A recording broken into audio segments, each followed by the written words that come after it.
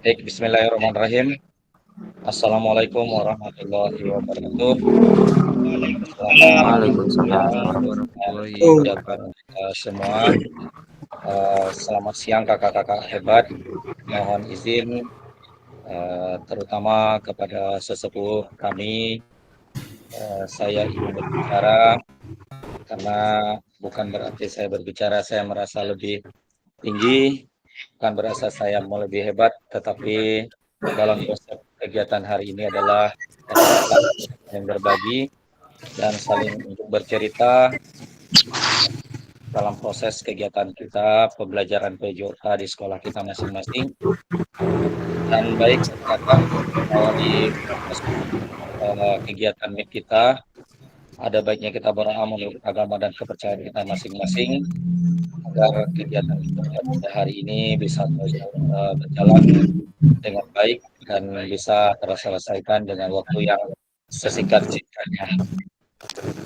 Mohon izin kepada Kak Khairi dan kakak-kakak yang lain berdoa mulai.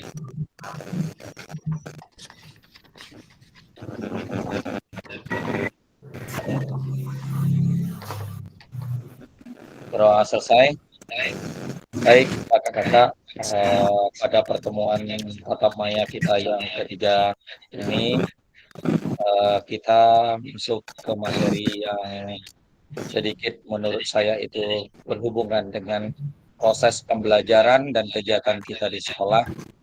Tentu nanti di saat kita diskusi saya rasa lebih apa namanya, tidak menerawang kita kemana-mana karena ini adalah bentuk uh, apa namanya, aset-aset yang ada di dalam sekolah kita.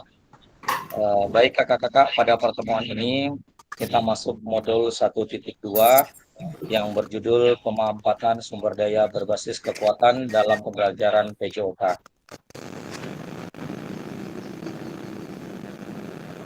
Yang berikutnya, eh, kesepakatan bersama yang seperti biasa selama kita tatap maya, awal dari proses masuknya kami, kita akan menjumpai slide yang kita buat secara bersama-sama, yaitu kesepakatan bersama.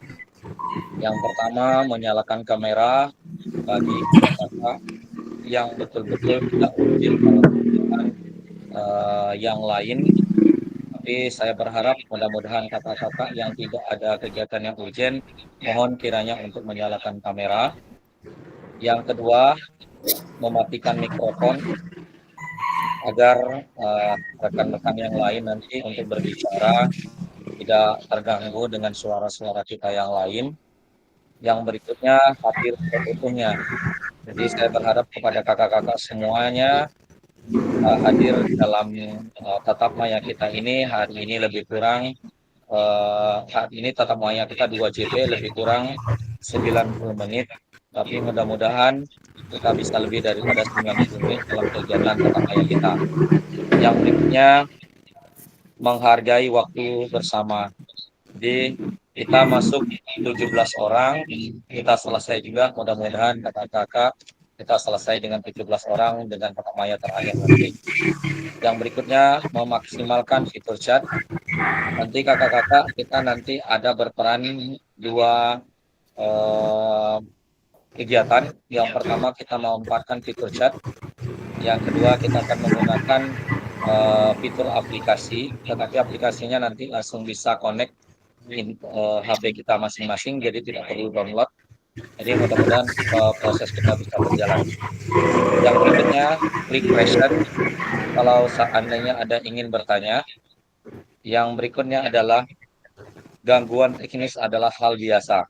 Jadi mungkin dari kakak-kakak nanti ada daerah-daerah tertentu yang terganggu jaringan, kita maklumi dan kita berusaha tetap proses kegiatan kita berjalan dengan baik seperti itu. Baik kakak-kakak, kita lanjut untuk slide kedua, kemana selama 5 menit ini kita akan berpikir kemana kita untuk hari ini. Nah, jadi saya berharap kepada kakak-kakak, walaupun ada kesibukan yang sifatnya lain, setidaknya kita bisa untuk fokus kepada kegiatan kita pada siang hari ini. Tentu kita berharap pertemuan hari ini mendapatkan hasil untuk kita terutama, dan begitu juga untuk kegiatan yang lainnya. Yang berikutnya, tujuan kita hari ini yang pertama, tujuan luas memfasilitasi pembelajaran PCOK yang berpusat pada peserta didik secara efektif, bermakna, menyenangkan, dan refleksif. Capaian akhir pelatihan, guru memiliki perspektif pendekatan berbasis aset atau kekuatan aset basis thinking untuk meningkatkan kualitas pembelajaran PJOK yang berpihak kepada peserta didik.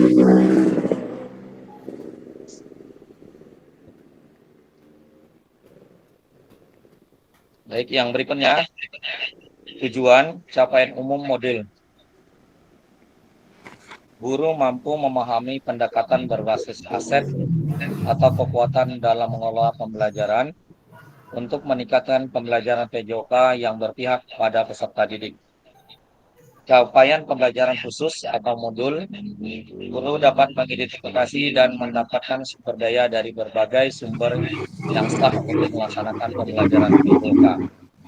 Yang kedua, guru dapat menggunakan sumber daya secara efektif untuk meningkatkan kualitas pembelajaran PJOK. Baik kakak-kakak, kita lanjut slide berikutnya. Itu adalah informasi secara umum. Tujuan dari sesi kita kali ini adalah peserta memiliki perspektif pendekatan berbasis aset atau kekuatan untuk meningkatkan kualitas pembelajaran PJOK yang berpihak kepada peserta didik.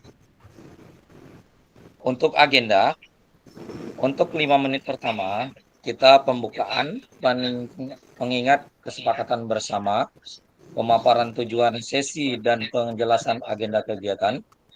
10 menit ke depan, berpikir berbasis aset atau kekuatan.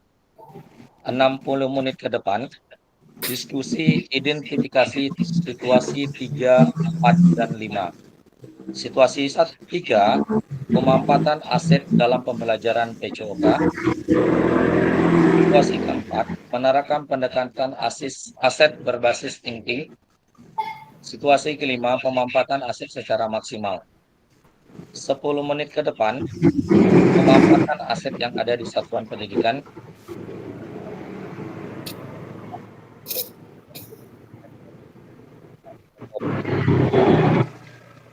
Dan apa yang kita pelajari hari ini, kita akan bahas nanti lebih kurang dari 10 menit, yang salah satunya nanti yang berhubungan dengan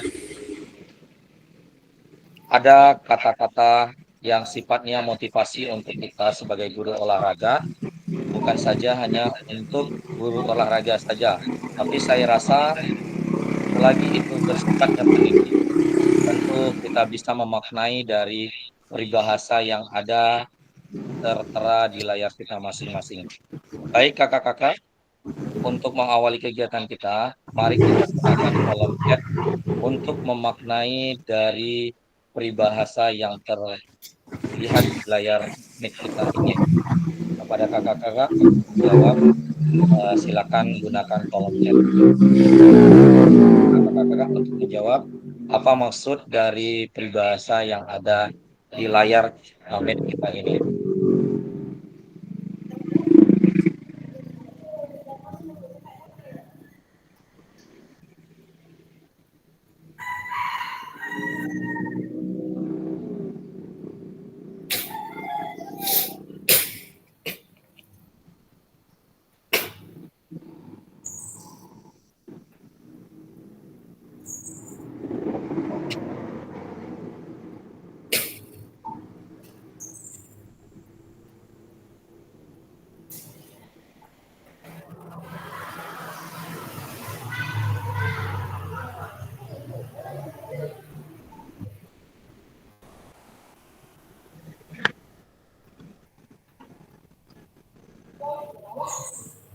Mari kakak-kakak kita coba untuk mengisi kolom chatnya dengan memperhatikan peribahasa yang ada di layar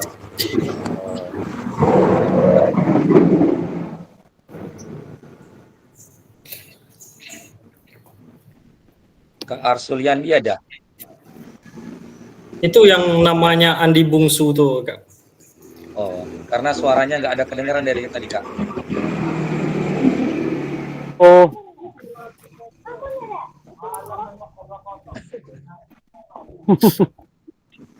Baik, Kakak, silakan untuk mengisi kolom chatnya. Jawab satu pertanyaan atau suatu peribahasa yang tertera di slide kita, Kak.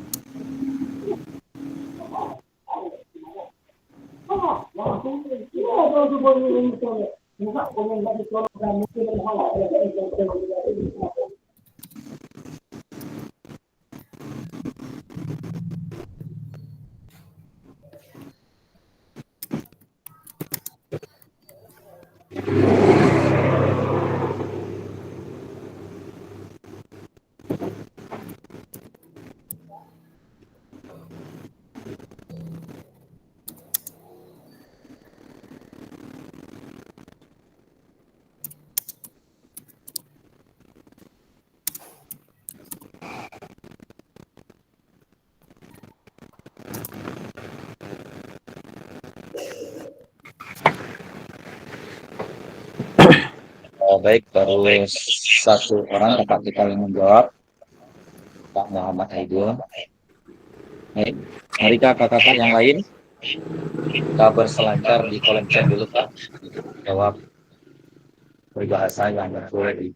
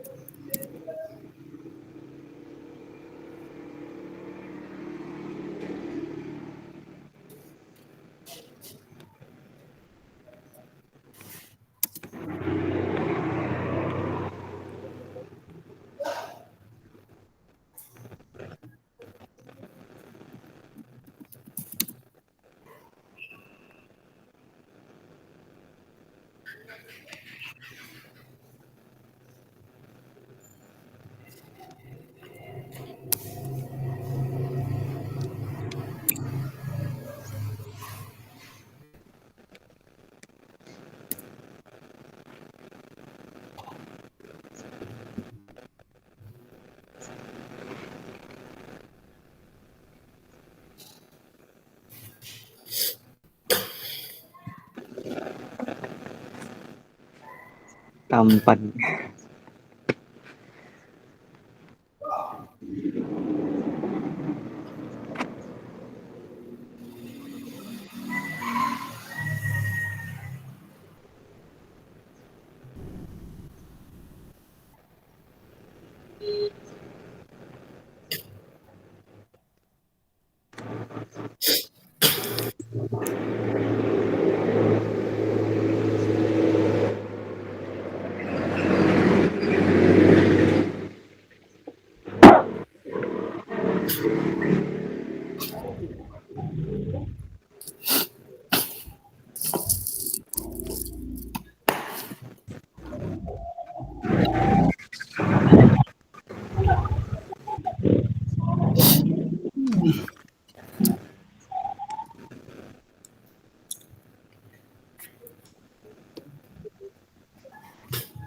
Kita udah malam itu jadi.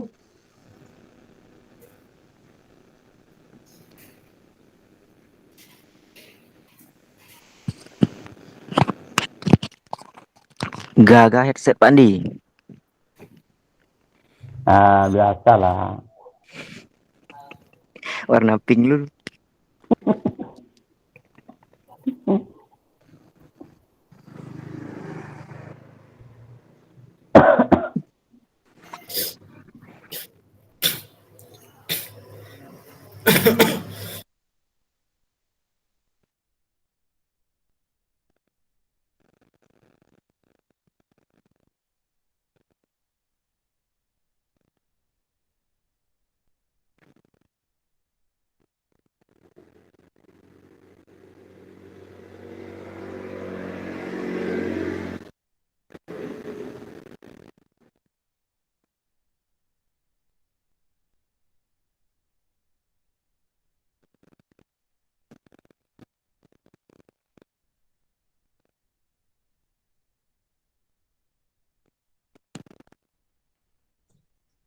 Baik, untuk menyampaikan hasil dari korek-korek kakak-kakak dari kolom chat, kami minta dulu dari Kak Muhammad Aidil Kak untuk menyampaikan kepada kita semua Kak.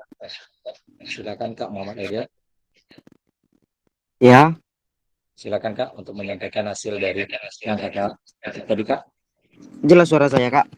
Jelas, jelas, jelas. Oke. Baik, saya sebelumnya mohon izin dulu kepada kakak-kakak semua.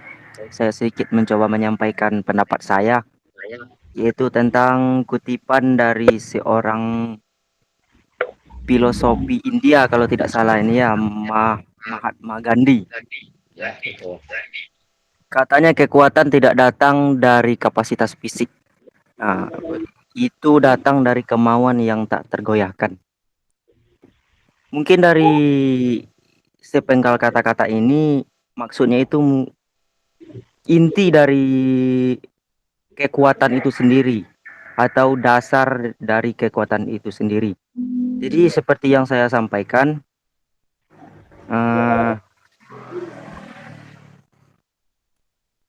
kekuatan fisik itu tidak selalu tentang olah fisik atau otot, tapi kekuatan itu sesungguhnya berasal dari niat dan kemauan dan pantang menyerah yang keras dari dalam hati.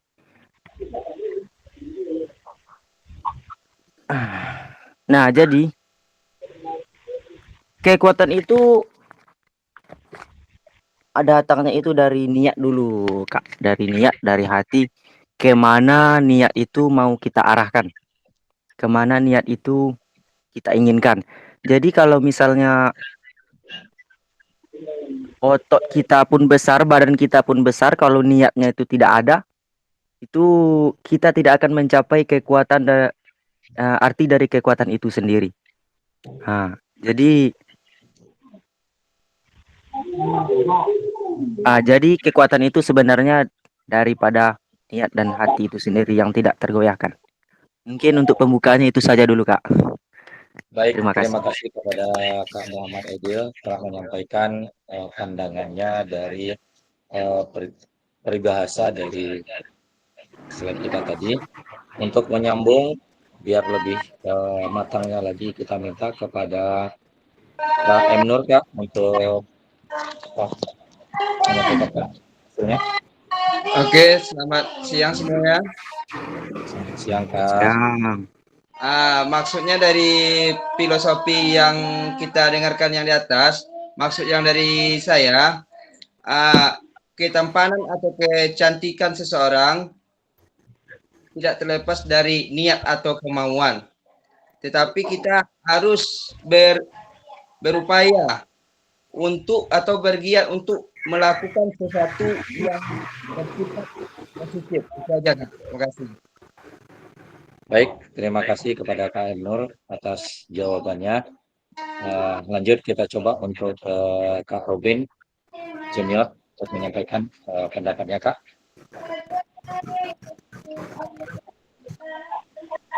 Kak Robin Junior.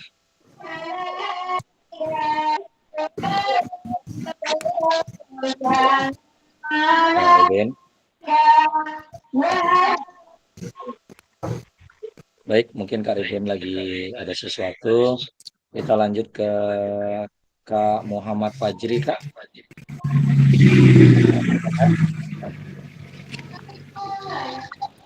Oh maaf Kak, katanya tadi mati juga. Oh gitu ya Kak. Lebih suka Bisa berarti. lanjut Kak? Bisa lanjut Kak? Bisa lanjut. Oke Kak. Terima kasih Kak. Kekuatan fisik tidak datang dari kapasitas fisik yang besar dan meyakinkan, tapi kekuatan itu datang dari kemauan yang tak tergoyahkan. Yang tak tergoyahkan di sini maksudnya, siapa yang mau mencoba dan komitmen untuk melakukan sesuatu sampai selesai atau sampai akhir, sanalah kekuatan yang sesungguhnya.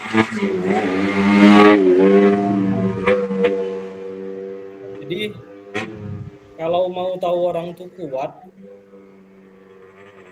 dalam hal apapun, dalam hal yang diinginkan ya, kita lihat Kak, orang tuh berani nak mencoba, berani nak untuk komitmen sampai akhir. Walaupun banyak rintangan yang dihadapinya. Itu kekuatannya Kak. Baik Kak Ruben, terima kasih Kak Ruben. Nanti kita beberapa jawaban dari kakak-kakak, nanti kita minta closing dari kakak kita nanti. Yang selanjutnya baik dari Kak Andi Bungsu Kak. Silakan Kak. Oke, Assalamualaikum warahmatullahi wabarakatuh. Waalaikumsalam warahmatullahi wabarakatuh. Sesuai dengan kita, kekuatan tidak datang dari fasilitas fisik. Walaupun fisik dia tuh kuat, tapi tidak ada keahlian dan kemauan, itu tidak akan berjalan sesuatu, baik itu di bidang olahraga maupun di bidang lain. Cuma itu yang bisa saya dapat sampaikan. Terima kasih. Baik, terima kasih Kak Andi Bungsu. Berikutnya Kak Andra Yandi. Silakan Kak. Ya. Kekuatan tidak datang dari kapasitas fisik, itu datang dari kemauan yang tak tergoyahkan. Menurut saya pokoknya yang sungguh-sungguh akan berhasil, itu aja Kak. Baik Kak, terima kasih Kak. Untuk dua orang terakhir, karena kita tidak semua kita nanti kita berganti-gantian, kita minta kepada Kak Indra Mulyadi Kak. Silakan Kak. Nanti kita closingnya kita minta kepada Kak Lucy ya untuk merangkum dari jawaban kakak-kakak tadi ya Kak Lucy. Oke, terima kasih Kak Jumadi. Untuk kata-kata ini, kekuatan tidak datang dari Kak kapasitas. Lucy, izin dulu Kak. Kita minta Kak Indra dulu Kak. Aduh. Kak Lucy closing terakhir. Lanjut. Izin Kak Jum, ini sekedar cuman menambahkan saja Kak Jum. Jawaban dari kawan-kawan tadi itu semua udah mencapai angka betul kan? Ini sekedar menambahkan bahwa tentang kekuatan tidak datang dari kapasitas fisik, itu datang dari kekuatan yang tak tergoyahkan. Kemauan yang tak tergoyahkan. Jadi sedikit menambahkan bahwa untuk definisi kekuatan bukan dilihat dari sekedar fisik saja. Itu cuman bisa dilihat dari kekuatan luar saja. Yang mana kekuatan itu gabungan dari kekuatan hati Kak Jum. Yang mana tergoyahkan, berarti kemauan itu diiringi dengan proses yang sangat luar biasa, sehingga terciptalah kekuatan yang sangat luar biasa tersebut dengan proses-proses yang telah dilakukan oleh individu seseorang gitu Kak Jum. Mungkin itu aja Kak Jum, sekedar untuk tambahan. Baik, Kak Indra, terima kasih. Baik, untuk closing untuk slide kita ini kita minta kepada Kak Lucy. Nanti untuk kakak-kakak yang lain harap bersabar, kita masih banyak untuk berdiskusi secara kolom chat dan untuk menggunakan aplikasi Meeting. Kepada Kak Lucy silakan Kak. Terima kasih Kak Jumadi. Diulangi lagi ya. Untuk closing terakhir Kak, untuk dirangkum aja Kak dari jawaban-jawaban kakak-kakak tadi Kak. Dari kata-kata ini yang bermakna, fisik tidak bisa melihat fisik seseorang maupun besar ataupun kecil, tapi kita melihat kemauan seseorang dulu. Kemauan itu bisa mengalihkan di saat kita bertanding lah contohnya. Kita tidak bisa melihat lawan kita tuh besar badan atau siapa. Kita melihat kemampuan seseorang tuh gimana, atau kemauan dia atau niatnya. Itu aja. Oke, baik. Terima kasih kepada Kak Lucy dari jawaban kakak-kakak tadi semua sudah benar semuanya. Jadi, alhamdulillah kita bisa untuk memberikan masukan-masukan dan pendapat kita sehingga jawaban dari kakak-kakak itu benar sekali semuanya. Kekuatan sejati menurut saya seperti ini dapat saya simpulkan. Kekuatan sejati memang tidak selalu tergantung otot atau fisik yang kuat. Kemauan yang tak tergoyahkan, semangat juang yang tinggi dan mental yang tangguh jauh lebih berharga. Kenapa saya katakan seperti itu? Karena ada beberapa alasan. Yang pertama itu ada fokus pada tujuan. Orang dengan kemauan kuat akan fokus pada tujuannya, tidak mudah menyerah dan saat menghadapi rintangan. Yang kedua, belajar dari kegagalan. Orang dengan kemauan kuat akan kegagalan sebagai peluang untuk belajar dan tumbuh, bukan sebagai akhir dari segalanya. Bisa kita contohkan seperti yang saat sekarang ini lagi persiapan adalah di Aceh dan Medan itu adalah Paralimpik. Paralimpik itu kan adalah atlet yang mempunyai keterbatasan baik itu tubuh dia, pandangannya, pendengaran dan sebagainya. Tetapi dengan keterbatasan tersebut mereka memiliki semangat juang yang tinggi sehingga mereka bagaimana dengan kondisi fisik yang terbatas tetapi kemauan yang kuat, tujuan yang kuat, mental yang kuat sehingga mereka bisa untuk berjuang untuk memberikan yang terbaik kepada diri mereka sendiri. Yang berikutnya tidak terlepas dari itu juga inspirasi bagi orang lain. Sikap pantang menyerah mereka bisa menjadi inspirasi bagi banyak orang. Jadi saya terus terang kalau untuk dalam kondisi memaknai dari peribahasa ini adalah saya mengambil dari contoh-contoh orang-orang yang memiliki keterbatasan seperti yang disampaikan adalah orang-orang yang keterbatasan dari tubuh dan sebagainya. Kenapa mereka bisa? Kenapa kita tidak? Itu salah satu acuan dari kita untuk majunya. Baik kakak-kakak, kita lanjut untuk slide berikutnya. Apa pandangan Anda terhadap pendekatan assist-based thinking? Pertanyaan saya kepada kakak-kakak semua, kakak-kakak sudah ada yang tahu tentang pendekatan assist-based thinking ini, Kak? Suara tuh suruh matikan lah Kak Jum, kita bisik.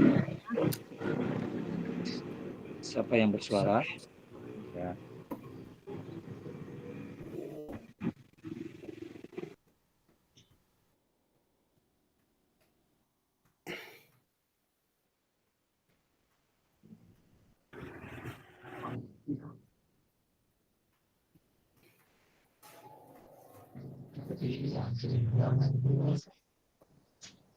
Kak Rubin matikan dulu Kak, suaranya Kak.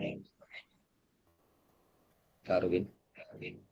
Apa Kak? Baik, unmute dulu Kak. Kenapa? Unmute kan suaranya dulu Kak ya. Iya. Oke.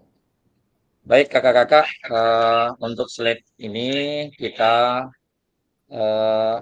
mengidentifikasi apa pandangan Anda terhadap pendekatan aset basis thinking. Mungkin kakak-kakak sudah ada yang tahu apa itu basis thinking. Di sini tujuannya adalah kita mengetahui bagaimana kekuatan dan kelemahan dari aset-aset yang ada di lingkungan kita, terutama di sekolah kita. Mungkin dari kakak-kakak silakan untuk menjawab dengan kolom chat kita apa itu aset thinking ini. Kalau yang lebih dikenal orang adalah ABT. Silakan kakak-kakak.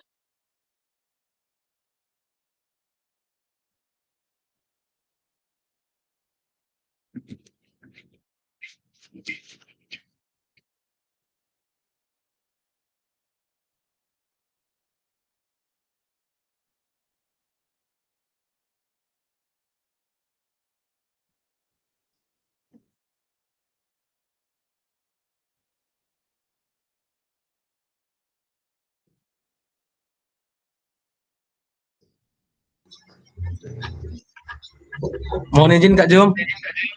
Ya Kak, silakan Kak. Di layar saya nggak ada apa ya Pak Jum? Pertanyaannya. Tidak ada pertanyaan Kak. Ya. Coba gini Kak, Kakak refresh dulu atau Kakak keluar dulu baru masuk lagi Kak. Coba Kak. Mungkin itu Ambil yang jawaban. paling ambil yang paling di atas. Yang paling Yang atas mana, Kak? mana? Yang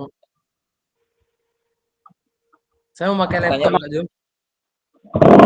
Kak, cari Kak. Iya. Lihat enggak?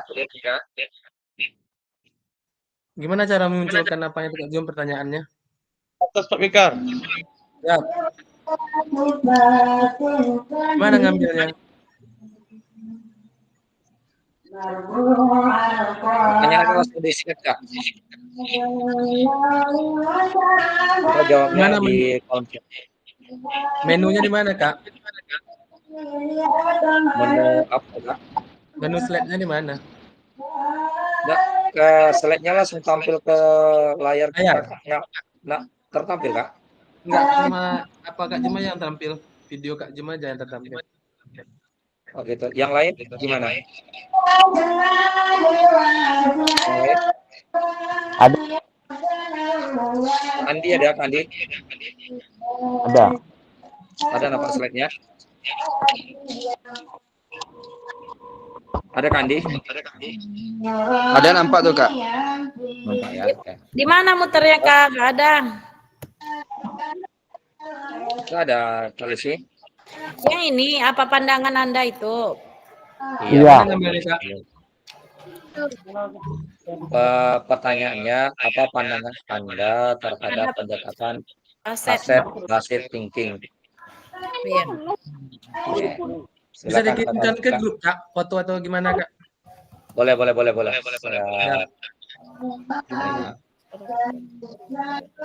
Kak Lucy bisa diapakan Kak Lucy sebentar? Screenshot. Oh, boleh. Ya.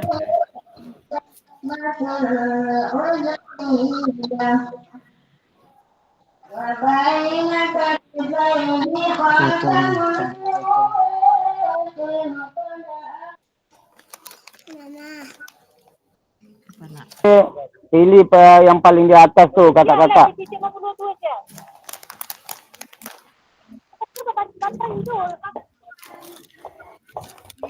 Kalau pakai apa? Ini yang paling di atas kita tuh, nampak tuh. Udah saya kirimkan ya Kak.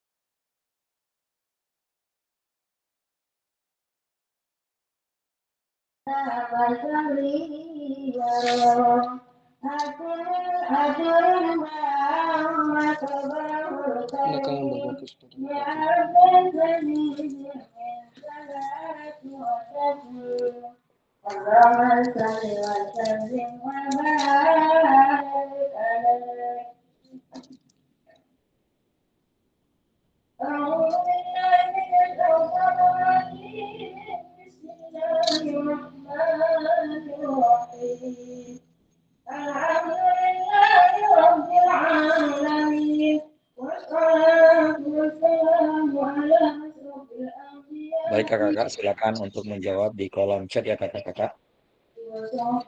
Baru satu orang kakak kita yang menjawab, Kak Zulfandi dia no.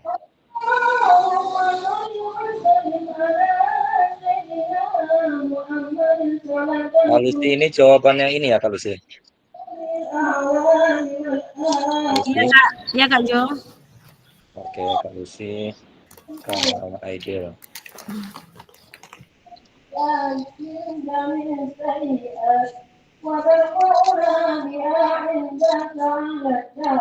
Baik, untuk menunggu kakak-kakak untuk menjawab, kita coba dulu dari Kak Zulfandi Hidayatno untuk menyampaikan pandangan kakak tentang pendekatan basis thinking kepada Kak Zulfandi Hidayatno.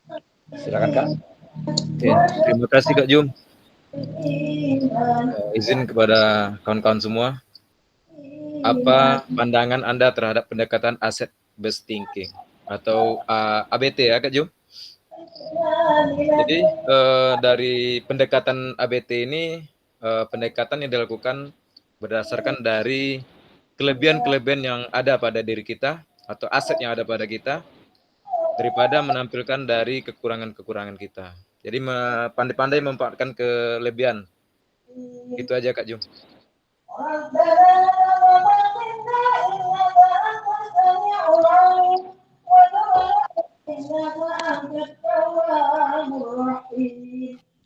Itu yang ngaji itu berisik, agak berisik.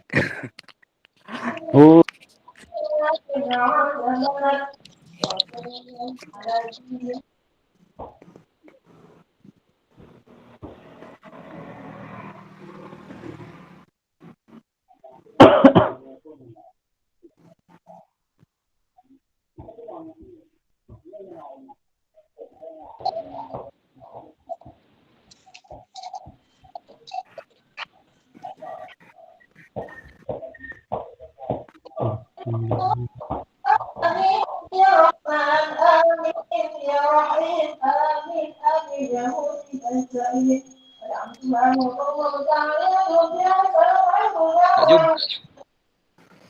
Suaranya unmute itu Kak Jum.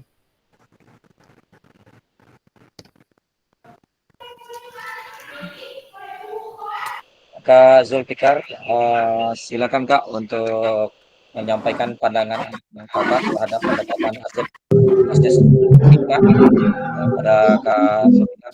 Silakan Kak. Pembelajaran yang berfokus kepada kelebihan siswa kita, bagaimana kita memanfaatkan ataupun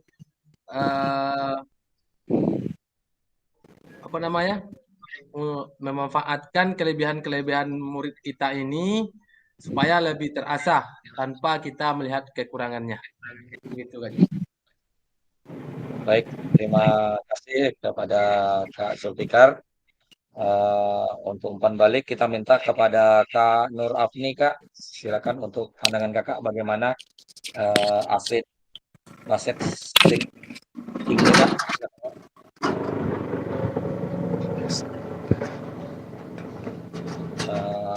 Nur Afni.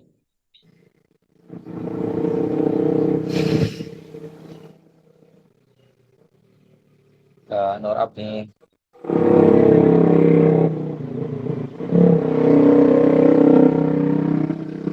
Kita coba untuk Kak Marzuki Kak. Kak Marzuki.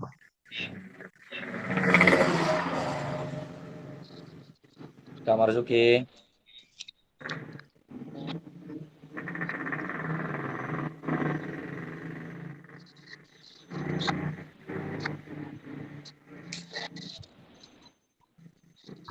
Baik, Kak Nur Afni dan Kak Marzuki tidak ada respon. Kita coba kepada Kak M. Nur Kak, silakan Kak. Siang semua ya. Baik, silakan. Selamat siang. Cuman tambahan dari saya cuman gini aja Kak, tambahannya Kak. Iya Kak.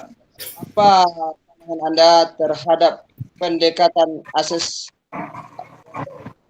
thinking? Gini aja Kak, kalau maksud tambahan saya, kita berfokus untuk mencari sesuatu yang belum kita dapatkan, maka kita perlu berusaha untuk mencari suatu tujuan tersebut dengan cara berusaha lah Kak. Itu aja Kak. Terima kasih. Baik, kepada Kak Elnur, kita lanjut untuk kakak kita, Kak Farul Amri, memadai kira-kira Kak untuk berbicara Kak? Kak Farul Amri.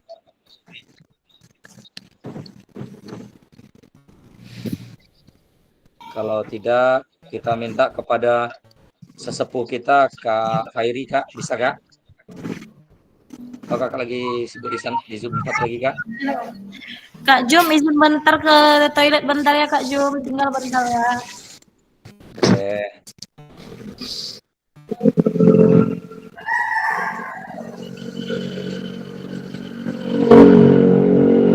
Baik, untuk closingnya kita minta kepada Kak Andra Yandi lah. Kak Andra Yandi, silakan Kak. Baik Kak Jom, terima kasih. Coba-coba dulu ya. Baik Kak Andra Yandi, silakan. Pendekatan itu yang naik pakai motor itu siapa tuh Kak Jom? Tolonglah di volume apanya suaranya. Ya, lanjut. Apa pandangan Anda terhadap pendekatan asset-based thinking? Jadi kalau menurut saya pendekatan yang berfokus pada kekuatan dan kelebihan yang kita miliki, bukan pada yang tidak kita miliki. Berarti kita yang apa yang kita ini Kak Jom, keahlian, kemampuan kita, kekuatan kita yang kita miliki, yang kita olah, bukan keahlian kita kerjakan juga. Itulah kira-kira maksudnya menurut saya Kak Jom. Baik, terima kasih kepada Kak Andra Yandi atas jawabannya.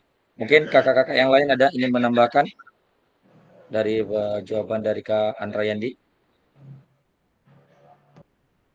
Kak Farul Amri bisa Kak menambahkan Kak? Saya tambahkan dikit Kak Jo. Oke, silakan Kak. Iya, sesuai dengan pertanyaan tadi, saya ingin menambahkan sedikit saja Kak Jom. Kalau kemarin-kemarin mungkin saya kurang aktif karena berkendala dengan jaringan.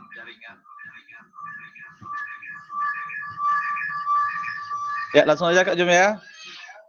Silakan Kak, silakan Kak. Ya, pendekatan yang memusatkan perhatian atau fokus pada aset dan kekuatan untuk berpikir secara positif. Pikiran positif tentunya bisa menjadi inspirasi bagi seseorang untuk bisa mengerjakan pekerjaannya secara terorganisir. Itu saja Kak Jom. Terima kasih kepada Kak Marzuki atas tambahannya kepada kita semua. Untuk closingnya Kak Robin, bisa Kak Robin untuk mengakhiri dari slide ini Kak? Oke Kak, baik Kak, terima kasih atas waktunya. Jadi pandangan saya terhadap pendekatan asset-based thinking atau pandangan terhadap aset kita dan pola pikir positif itu menurut saya merupakan pendekatan yang menjadikan seseorang untuk mempunyai inspirasi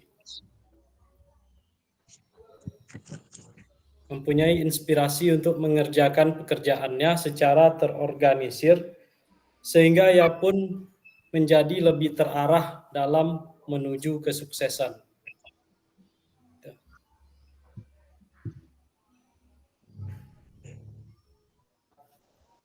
Sekian Kak. Oke, baik. Terima kasih kepada Kak Rudin. Semakin memperjelas jawaban dari pertanyaan apa pandangan Anda terhadap pendekatan aset basis thinking. Baik kakak-kakak, kalau untuk di sini perlu kita ketahui adalah apa yang disampaikan oleh kakak-kakak tadi itu sudah masuk dan sudah mengenai semua apa yang dikatakan asset basic thinking ini. Dan untuk ini Kak Kahiri ada hadir. Bisa bantu untuk menambahkan Kak sebelum kita closing Kak? Silakan Kak. Sedikit Kak Jom ya. Ini Oke, Kak, sekedar silakan. menambahkan. Dalam pandangan saya, kita sebagai guru tentang ABT ini ada dua hal yang perlu kita kuasai. Yang pertama, SDM kita, sumber daya manusia. Tentu di dalam proses pembelajaran, baik kita menyampaikan terhadap anak, tentu ada trik-trik yang perlu kita kuasai supaya nanti materi yang kita sampaikan mudah dicerna dan diterima oleh anak-anak kita. Baik itu dalam teori kita menyampaikan maupun praktek kita di lapangan. Tentu kita sebagai guru wajib menguasai setiap materi yang akan kita sampaikan. Baik itu mungkin dalam pelaksanaan teori kita bisa menguasai, tapi kalau dalam pelaksanaan praktek mungkin kita ada kendala, tapi kita pergunakan teori kita masing-masing. Bagaimana supaya praktek dan teori tadi bisa sejalan dengan baik. Kalau memang diri kita tidak mampu untuk hal itu, ya kita pakailah trik-trik kita sebagai guru. Baik mencontohkan dengan anak, ataupun kalau bisa, ya kita sendiri yang mencontohkan. Kemudian itu untuk CM. Yang kedua, hal yang perlu dikuasai juga untuk di ABT ini adalah faktor menunjang. Ini berkaitan dengan tugas kita sebagai guru, tentu dengan alat-alat yang ada di sekolah kita untuk penunjang kegiatan kita atau pembelajaran kita supaya lancar. Ya, kalau memang tidak semua sekolah yang mempunyai fasilitas yang oke, tapi kita sebagai guru, kalau memang alat itu tidak tersedia, ya bagaimanapun caranya kita memodifikasi supaya pelaksanaan prakteknya di lapangan bisa berjalan sesuai dengan yang kita harapkan. Mungkin itu saja Pak Jom. Terima kasih. Baik, terima kasih kepada Diri yang sudah menambahkan. Saya yakin dan percaya kepada saudara semuanya sudah tergambar apa itu pendekatan aset basis thinking, dan saya juga menambah sedikit aset thinking ini pendekatan yang berfokus pada kekuatan dan potensi yang dimiliki individu, baik itu diri sendiri, baik itu dari siswa, baik itu dari segala hal yang berhubungan dengan individu, yang kemudian dari komunitas, yang berikutnya adalah organisasi, bukan pada kekurangan atau masalahnya. Jadi aset basis thinking ini adalah sesuatu yang berhubungan dengan kita langsung dan berhubungan dengan tempat bagaimana kita beraktivitas. Bisa saja di dalam tempat kita beraktivitas dalam basis organisasi kita adalah sekolah. Itu adalah tempat-tempat kita yang perlu kita lihat dan kita pelajari secara bersama-sama. Baik kakak-kakak, kita lanjut. Untuk slide berikutnya adalah apa? Ya, saya rasa kalau untuk akses thinking ini tadi sudah disampaikan oleh kakak-kakak, tidak perlu kita jabarkan lagi. Kita masuk yang slide berikutnya adalah keistimewaan dari aset basis thinking ini adalah apa? Kalau menurut pandangan kakak-kakak, apa kira-kira keistimewaan? Kan kakak untuk bisa respon, bisa jawab menggunakan kolom chat.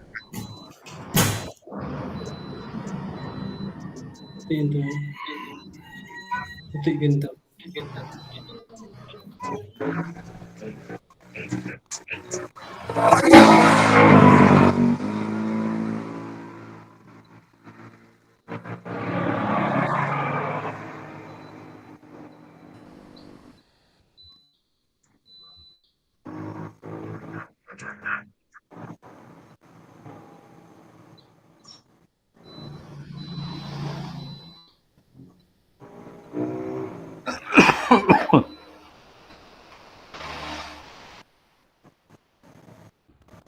Izin gabung Pak Jom tadi jaringan. Ya, nggak apa-apa. Silakan.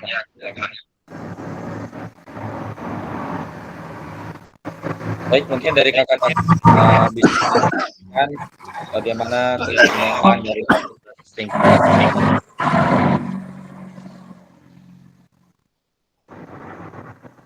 Mungkin kakak-kakak kita yang belum berbicara tadi siapa saja kira-kira? Nur Apni belum ya? Nur Apni bisa Kak? Nur Apni.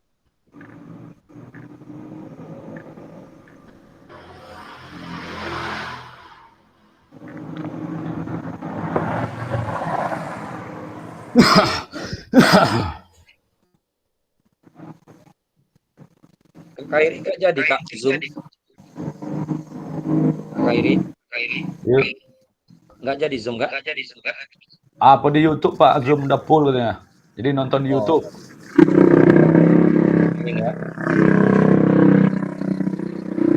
Baik kakak-kakak yang lain, silakan resen untuk menjawab pertanyaan yang kedua ini, keistimewaan basit thinking ini Kak.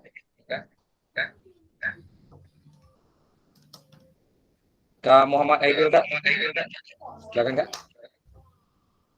Keistimewaannya Kak.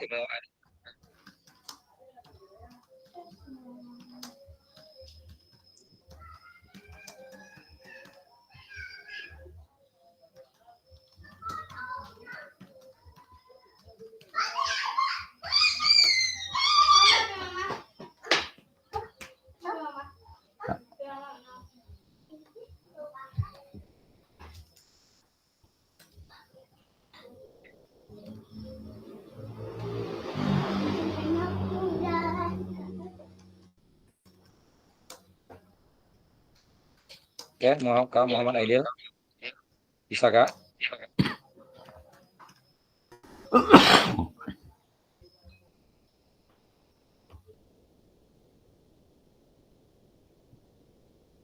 Kak Muhammad Fajri.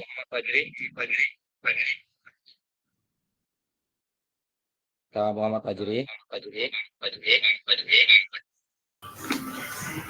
Iya Kak. Silakan Kak. Ini lagi apa nih Kak? Lagi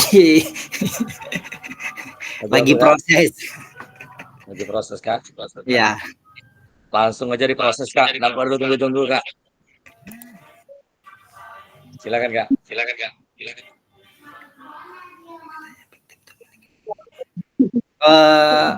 Kalau apa nih Kak? Kalau assist based thinking nih istimewaannya kalau apa kan? Kalau menurut saya ini bisa dijadikan sebagai apa Kak? Sebagai pendekatan yang efektif untuk meningkatkan motivasi sekaligus menciptakan solusi yang lebih berkelanjutan dan kontekstual Kak. Soalnya gini, ibaratnya kan kita berpikir positif dalam menghadapi suatu masalah Kak.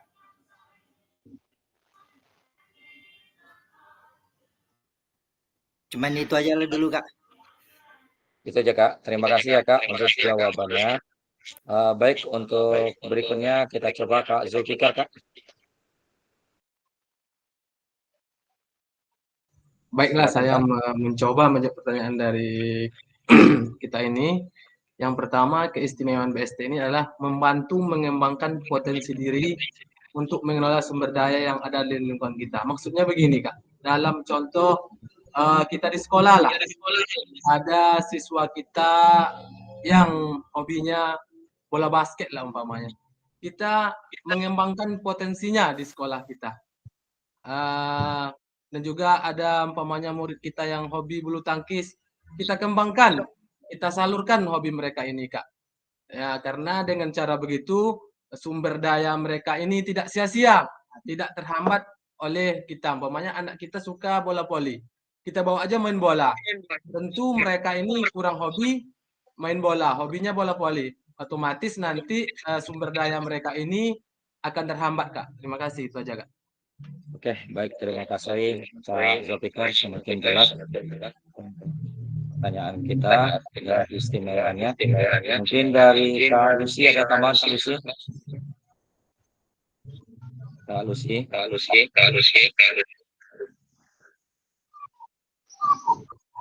Lucy. Iya Kak Jum, hadir. Silakan Kak Lucy untuk tambahannya. Ya, terima kasih Kak Jum. Keistimewaan aset based thinking ini menurut saya itu pemanfaatan kekuatan atau sumber daya untuk menciptakan hasil yang positif.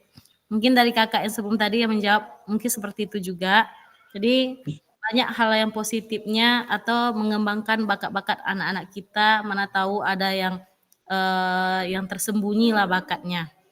Jadi banyak hal yang positifnya. Mungkin itu aja Kak Jum, kurang fokus soalnya baru datang pula Kak Jum. Oh, baik, Kak Lucy. Terima kasih Kak Lucy. Mudah-mudahan tamunya tidak mengganggu ya Kak Lucy. Ya. Oke, baik. Terima kasih Kak Lucy. Kita minta Kak Khairi bisa bantu atau kita lanjut Kak Khairi? Kak Khairi masih ada?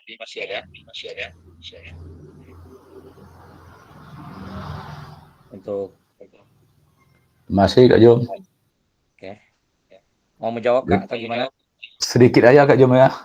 Ini Boleh, Kak, nanti saya keistimewaan dengan ABT ini, kalau menurut pandangan saya Kak ya, lebih membuat kita percaya diri.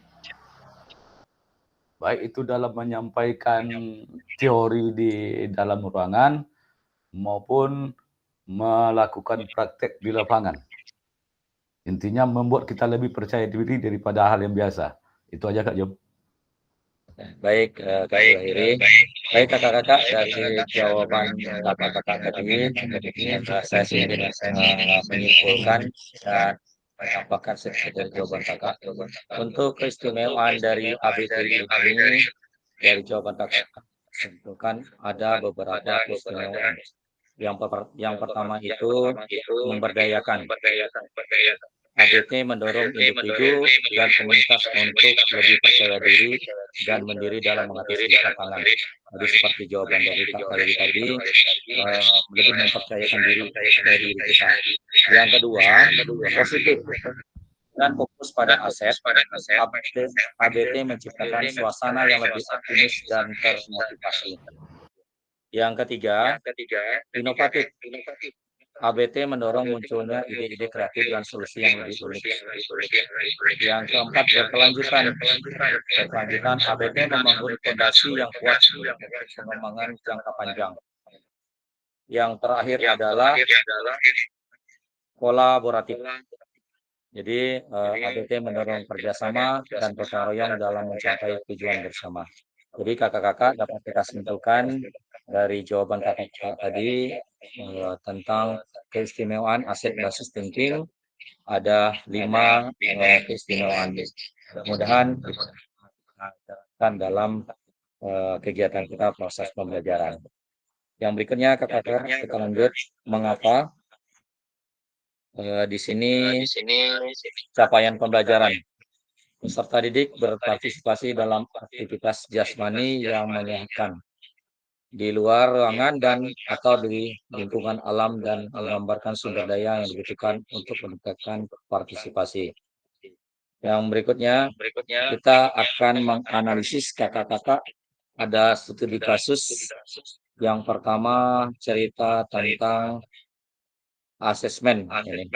Jadi nanti pertanyaan ini saya minta kepada Kak Lucy, mohon dipoto dulu Kak. Ini pertanyaan Kak. Mohon kirim di. Oke. Nanti kita baca sama-sama. Kita minta nanti 1 atau 2 orang saja Kak yang studi kasus ini dulu ya Kak. Udah difoto Karena Kak. kita panjang. Oke, silakan kirim ke grup Kak. Iya. Oke, yang pertanyaan ini. Nampak Kak kira-kira studi kasus Kak? Emang nggak kecil tulisannya. Kak Andra Yandi masih nampak Kak? Kak Andra Yandi.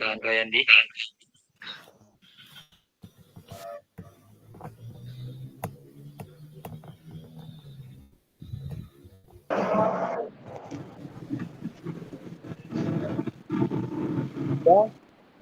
Gimana Pak Jum? Nampak tulisannya Kak?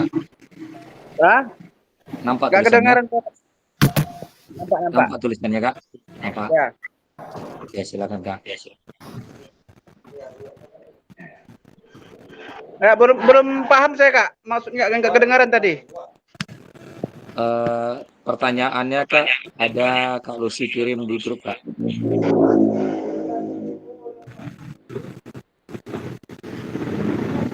Yang lain aja dulu Kak. Ya, belum ada. Suara menggema. Yang lain aja dulu.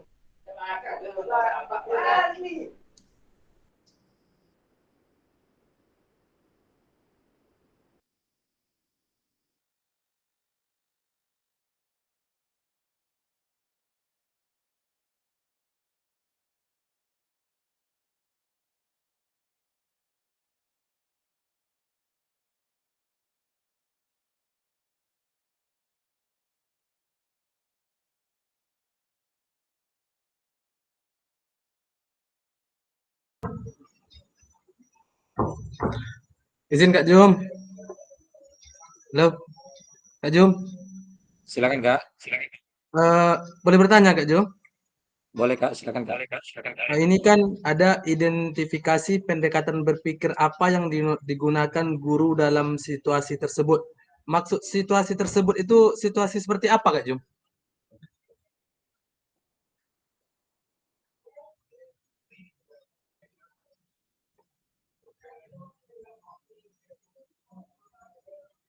Nggak ada Iya suara Kak, Kak Jum. Pak Ya. Zulfikar. Pertanyaannya yang Nomor 1. Baik, ini pertanyaan ini identifikasi pendekatan berpikir apa yang digunakan guru dalam situasi tersebut. Pendekatan kan ada dua tadi Kak, pendekatan kekuatan dan kekurangan Kak. Jadi itu identifikasi pendekatannya Kak. Aset tadi Kak. Kan di situ ada kelebihan dan kekurangannya Kak. Yang dari BST tadi ya? Iya, Oh, betul. jadi berarti situasi yang 2 itu ya Kak ya maksudnya ya? Iya, betul. Oke, siap. Oke. Terima kasih Kak. Oke Kak.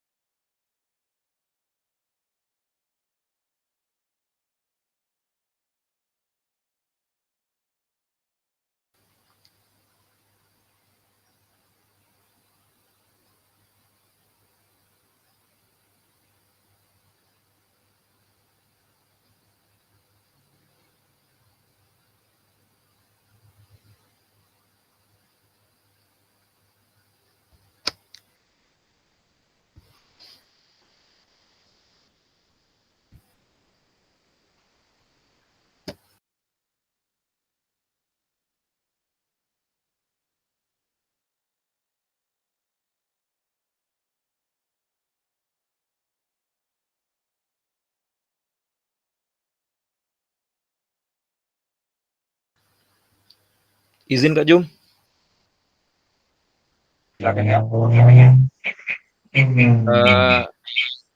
Berdasarkan studi kasus yang ketiga itu Kak Jum, yang nomor 1 coba menjawab Kak Jum. Boleh Kak, silakan Kak. Identifikasi pendekatan berpikir apa yang digunakan guru dalam situasi tersebut. Kalau pendapat saya Kak Jum, yang pertama memanfaatkan kelebihan dari kepala sekolah, karena di sini yang kami baca di situ kepala sekolah kita mempunyai kemampuan dalam bernegosiasi dengan pihak perkebunan, karena kepala sekolah ini bagus untuk negosiasinya. Jadi mungkin yang kita pakai pendekatannya itu kelebihan dari kepala sekolah tadi untuk bernegosiasi dengan pihak perkebunan untuk memakai lahannya. Berarti Itu, kita Kak Jum. gunakan faktor kekuatan ya Kak? Iya, faktor kekuatannya Kak Jum. Oke, betul. Yang dari sisi kekurangan ada nggak nampak Kak di situ? Mungkin dari sisi kekurangannya percaya diri dari guru atau Pak Gerak tadi sudah pesimis duluan karena dari gagasannya dia berpikir rumit berurusan dengan orang perkebunan. Mungkin dari segi Padahal percaya dirinya, Kak Jom. Padahal dia belum pernah belum mencoba. untuk berkomunikasi ya Kak dari segi kasus ini. Ya. Oke, baik Itu Kak. aja Kak Jum. Terima kasih. Terima kasih Kak jawabannya. Mungkin dari kakak-kakak yang lain, silakan Kak. Kita tidak lama-lama di sini Kak.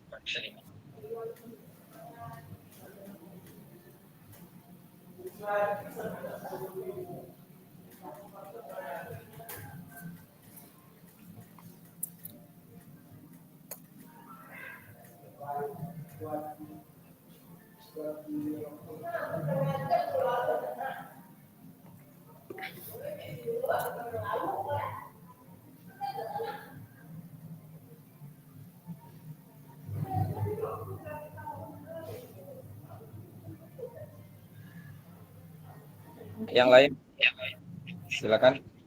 Mungkin dari Kak Indra, dari Kak Marzuki, dari Kak Zulfikar, Kak Nur Afni.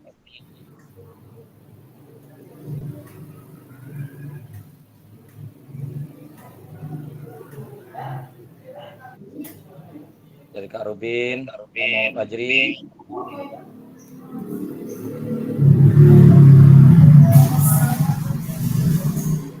Silakan kakak-kakak yang lain.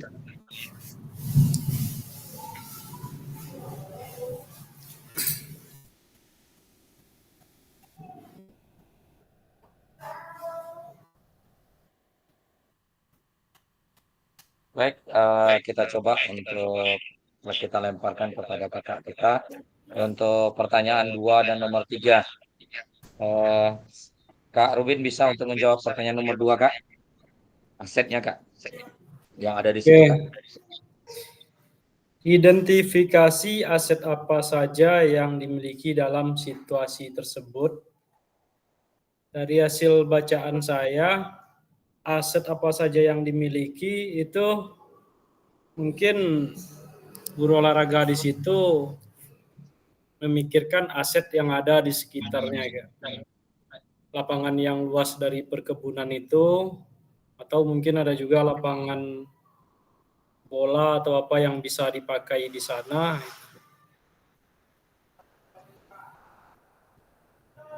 Ya, asetnya lapangan yang luas tuh Kak.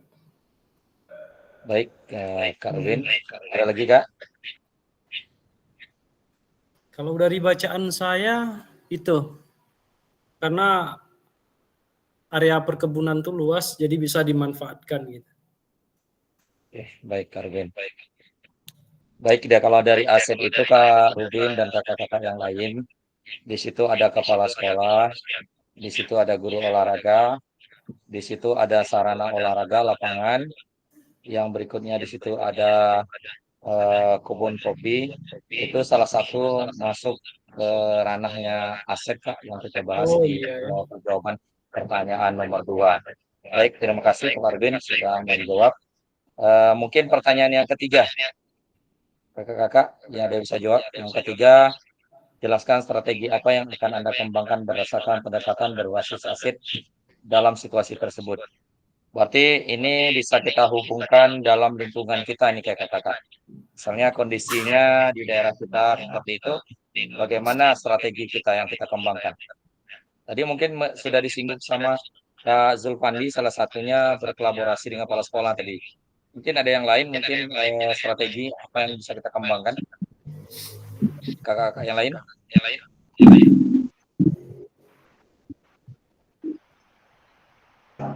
Nampaknya Kak Rubin kita main tunjuk nih, nampaknya Kak Rubin ya.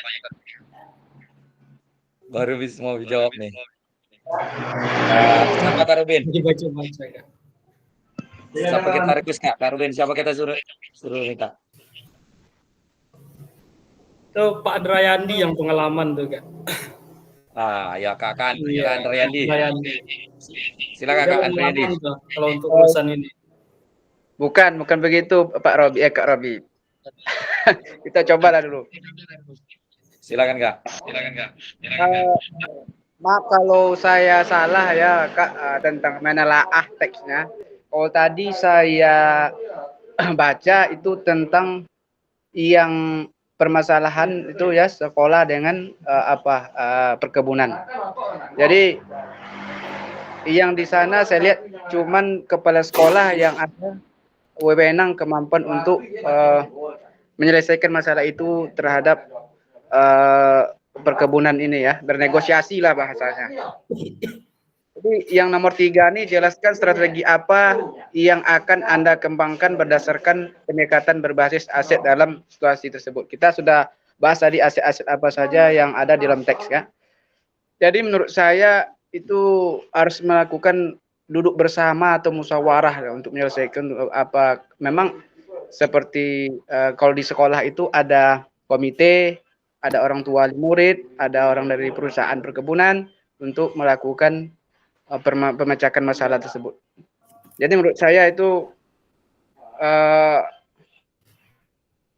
ya kalau saya salah menelaah teks itu sama dengan halnya di daerah sini tentang permasalahan antara perkebunan sawit dengan desa gitu.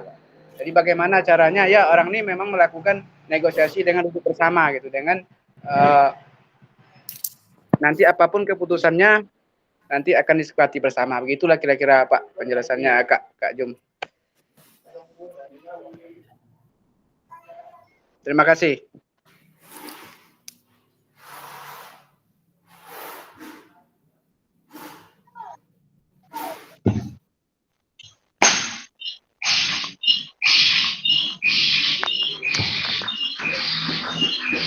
Kak Jom, mic-nya mati Kak Jom. Sorry Kak. Nah, tuh. Baik kakak-kakak, tadi sudah cukup jelas dijelaskan oleh Kak Andrayandi. Memang dalam situasi ini kita perlu adanya komunikasi antara satu pihak ke pihak lain. Seperti tadi yang menyampaikan dari pihak sekolah, begitu juga duduk bersama, dan begitu juga kita sebenarnya bisa kita gunakan. Di situ kan ada Pak Walinya, ada RT RW-nya dan sebagainya. Sebenarnya itu bisa menjadi solusi dan strategi untuk kita proses bisa berjalan dengan baik.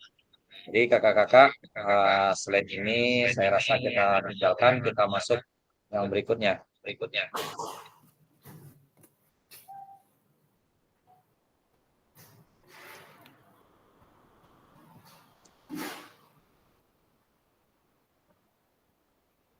Baik kakak-kakak, untuk ini kita minta 1 atau 2 orang untuk menanggapi pertanyaan yang kasus pertama tadi. Hal apa saja yang menjadi faktor terhambat yang dari studi kasus kita tadi?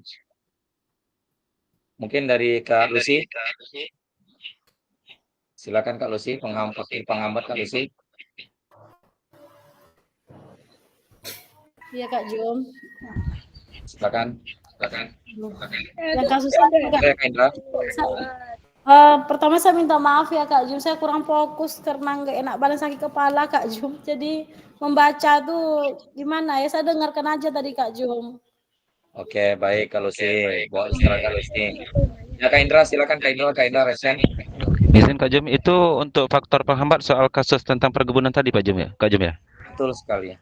Ini menurut saya Kak Jum ya, untuk itu hal-hal apa saja menjadi faktor penghambat. Mungkin kalau terjadi faktor penghambat, itu cuma sekedar kekhawatiran bahwa pihak perkebunan itu apabila anak-anak melakukan aktivitas di perkebunan untuk lari atau jalan, bisa jadi merusak lingkungan sekitar Kak Jum.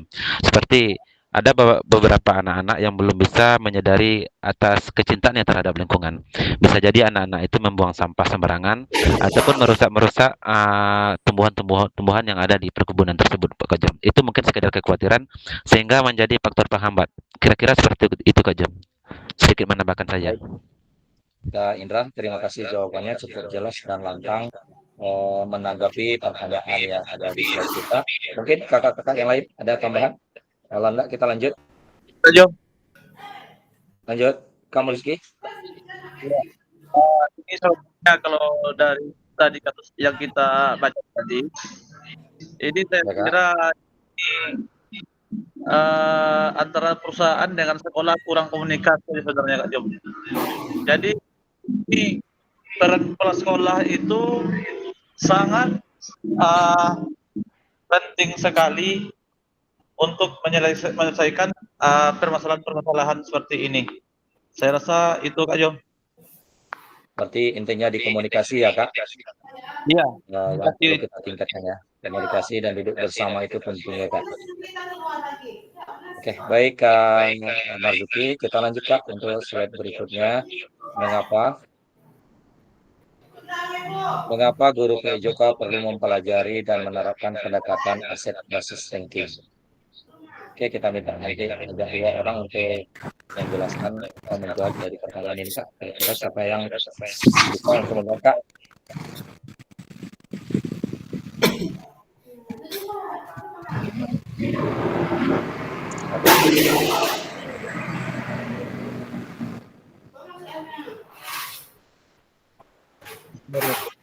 Kak Noah masih di posisi Kak Noah. Mohon izin kakak-kakak, saya sampaikan bagi kakak-kakak yang menjawab itu langsung terekod ya Kak, langsung ternilai ya Kak. Jadi nilainya itu otomatis Kak. Jadi yang berharap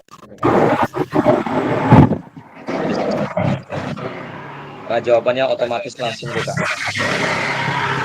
Yang ternilai ya. Kak Nur Apni.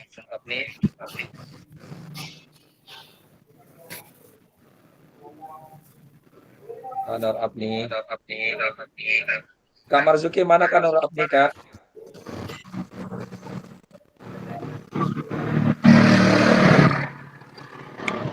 Oke, ke kakak yang lain.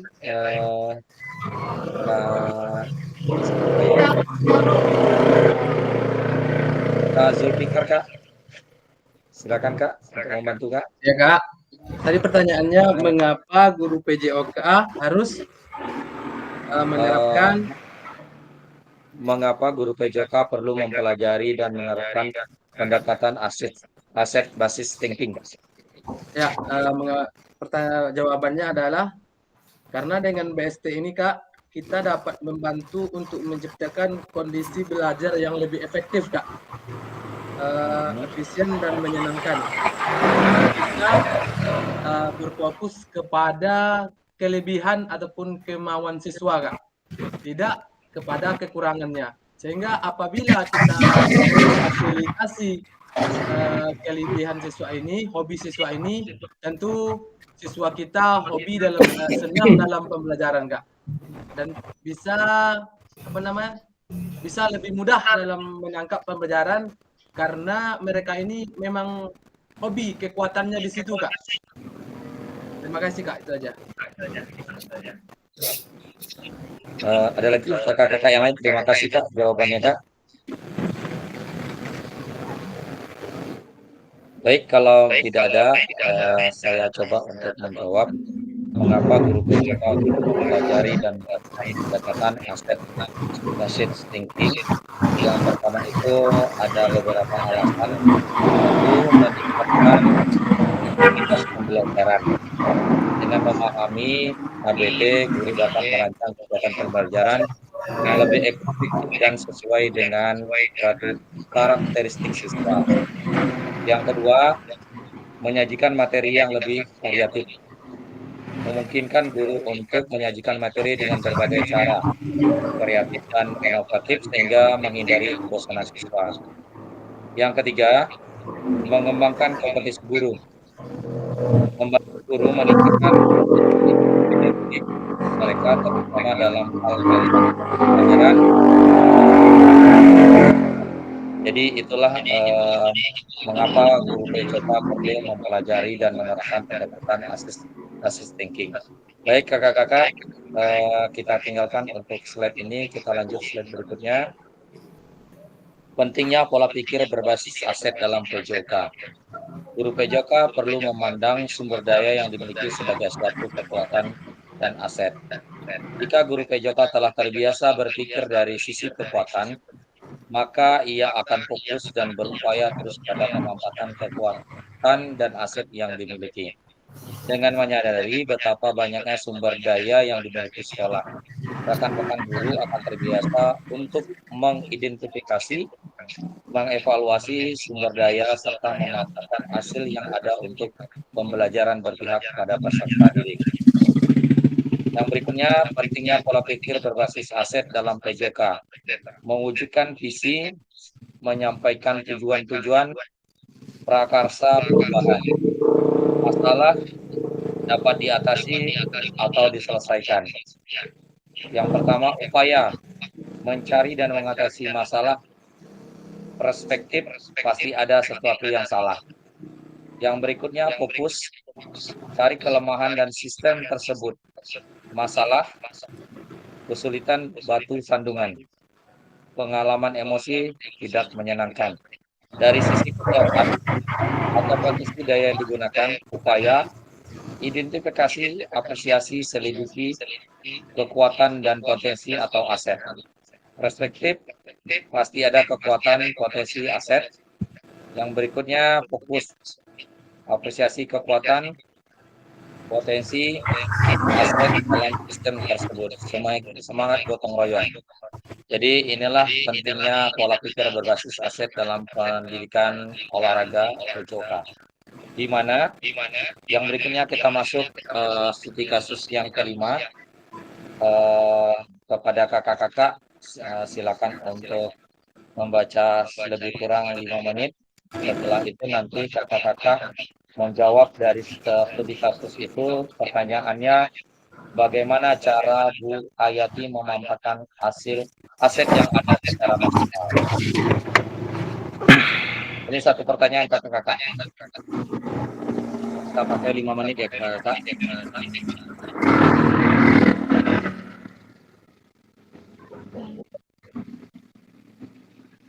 Kak Indra bisa jawab nanti Kak Indra. Siap Kak, insya Allah Kak. Insya Allah diusahakan lagi membaca Kak. Ini lebih mudah dari yang tadi Kak Indra. Siap Kak. Ya, silakan Kak.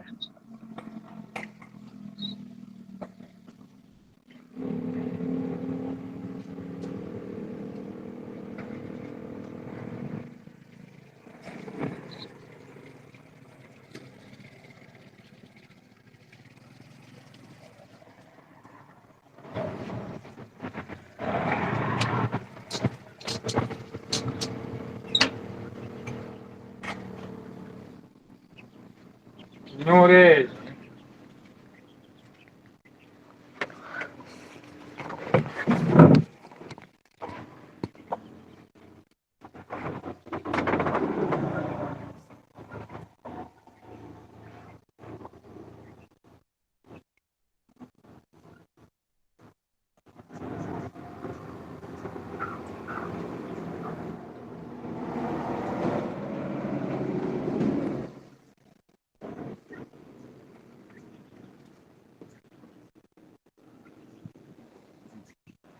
Kak Indra, sudah bisa jawab Kak Indra? Lagi membaca Kak Jom. Oke, silakan.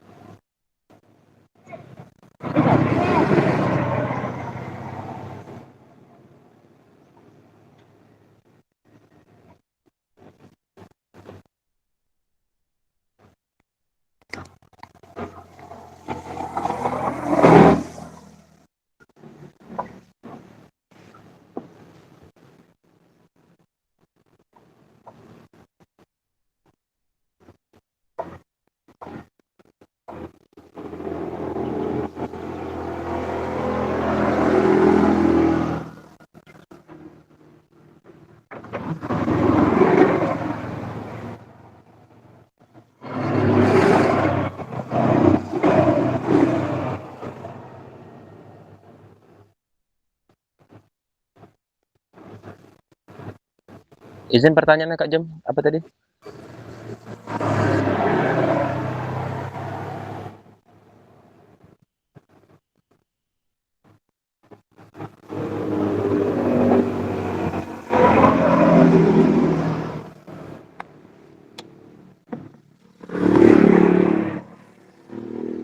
Silakan Kak Indra untuk menjawab.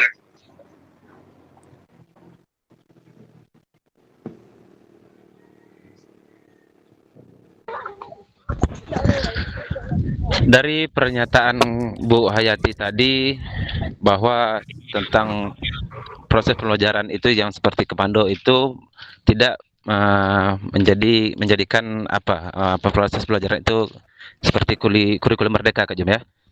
Itu dari pendapat Bu Hayati itu salah satu bisa dikatakan benar juga menurut saya Kak Jum. Karena tidak semua anak yang bisa menerima proses pembelajaran itu yang seperti komando tadi Kak Jum, karena anak juga harus mendapatkan kebebasan dalam proses pembelajaran. Yang mana pendapat dari yang kedua itu soal prestasi anak, karena di situ kita bisa melihat bahwa dengan prestasi disitulah hasil pencapaian kita bisa dilihat. Untuk pencapaian hasil pembelajaran itu, kalau soal prestasi itu hanya di atas kertas dan bisa ya dan kasat mata Kak Jom. Cuman ya proses pembelajaran ini menurut saya bahwa pencapaian hasilnya itu kepada etika Kak Jom dan adab. Jadi untuk Bu Hayati tadi Kak Jom ya. Iya. Nah, bagaimana cara Bu Hayati memanfaatkan aset yang secara maksimal? Dari pernyataan, tengok Kak Jom, pernyataan tadi. Pernyataan tadi ya. Oke. Nah, yang mana dari kurikulum merdeka sekarang kita sudah mengisi seperti PMM dan mengisi beberapa kuesioner dan lain-lain Kak Jom. Dan di situ kita juga diberi pertanyaan-pertanyaan. Bu Hayati mungkin bisa menyampaikan ini Kak Jom, inspirasinya, ide-idenya dalam mengisi berbagai kuesioner-kuesioner dan pertanyaan-pertanyaan yang ada dalam tugas PMM. Mungkin di situ Bu Hayati bisa menyampaikannya Kak Jom, menggunakan aset sebaik mungkin untuk menyampaikan ide-idenya tadi. Mungkin seperti itu Kak Jom. Oke, baik. Kepada kakak-kakak, ada yang ingin menambahkan Kak? Silakan Kak.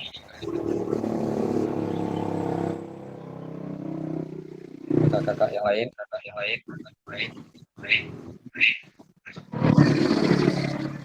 Apa jawabannya ngambang kali Kak Jom ya?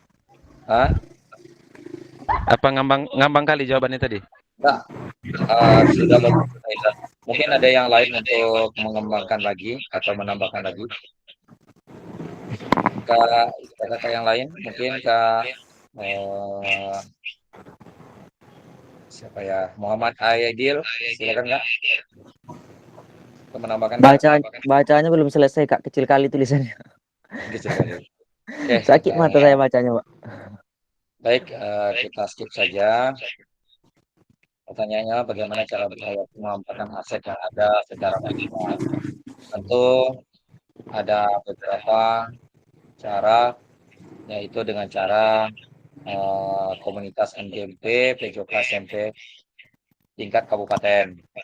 Itu yang tadi. Yang kedua, pergeseran cara mengajar komando menjadi pendekatan pembelajaran lebih variatif dan inovatif. Yang berikutnya, peran peserta yang aktif dalam kegiatan MGMP. Yang berikutnya adalah pemanfaatan PMM untuk kegiatan webinar. Yang selanjutnya kita lanjut slide berikutnya ya kakak-kakak, untuk mempersingkat waktu. Bagaimana ini kita skip saja.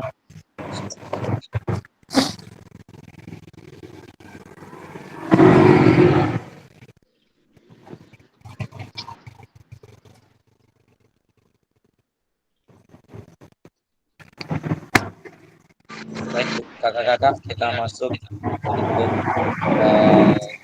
ada 7 aset yang dapat diberdayakan, di antaranya aset manusia, aset sosial, agama atau budaya, lingkungan alam, finansial dan politik. Jadi ada 7 aset ini yang perlu kita ketahui. Perannya sebagai menyampaikan kritik dan saran, mendorong komunikasi.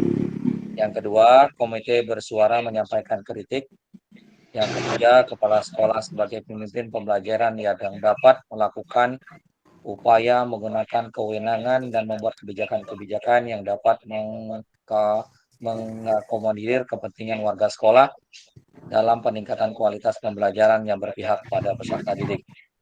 Kemauan untuk mengaruhi kebijakan kepala sekolah dalam mengatasi tantangan yang ada. Baik kakak-kakak, kita coba untuk 7 aset itu.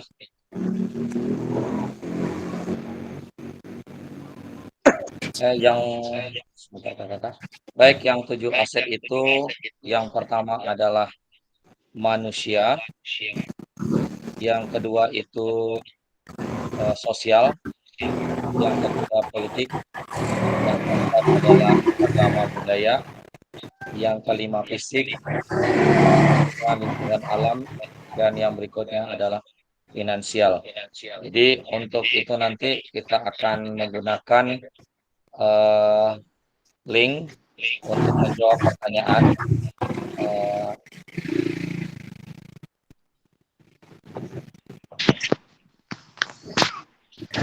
Oke.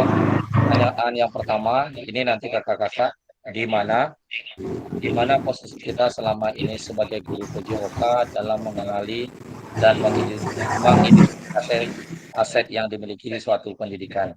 Ya, pendidikan tadi itu ada bagiannya, ada sosial, politik, sampai terakhir adalah finansial. Untuk linknya saya kirim ke kolom chat ya kakak-kakak.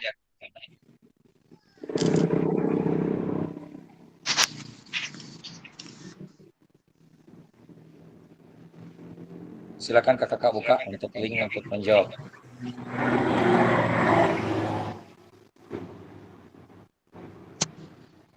Itu ada 3 pertanyaan. Yang pertama, di mana posisi kita selama ini sebagai guru PJOK dalam mengenali di satuan pendidikan. Yang kedua, apa saja aset yang Ibu Bapak miliki dalam suatu pendidikan untuk mendukung Anda dalam pengajaran PJOK yang berkualitas. Ketahui adalah aset itu tadi berhubungan dengan kepala sekolah dan sebagainya, itu salah satu aset ya Bapak, kakak-kakak semuanya. Masih banyak lagi aset-aset yang ada di sekolah kita. Yang berikutnya, bagaimana Anda dapat memanfaatkan aset yang ada di satuan pendidikan Anda? Strategi apa yang Anda lakukan? Baik kakak-kakak, untuk menjawab kita ada 3 pertanyaan.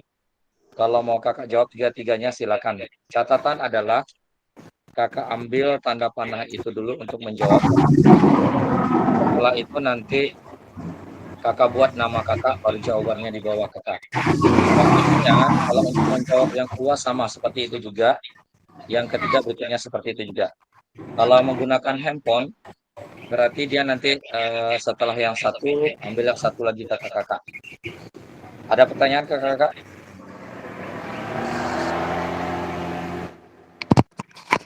Jadi jawabannya langsung di kolom itu, Kak? Betul sekali. Lebih mudah dibandingkan Jambot, Kak. Kalau kan Jambot, kita harus mendownload aplikasinya, Kak. Kalau ini langsung. Kenapa, Kak? Jawabannya, pertanyaannya, Kak?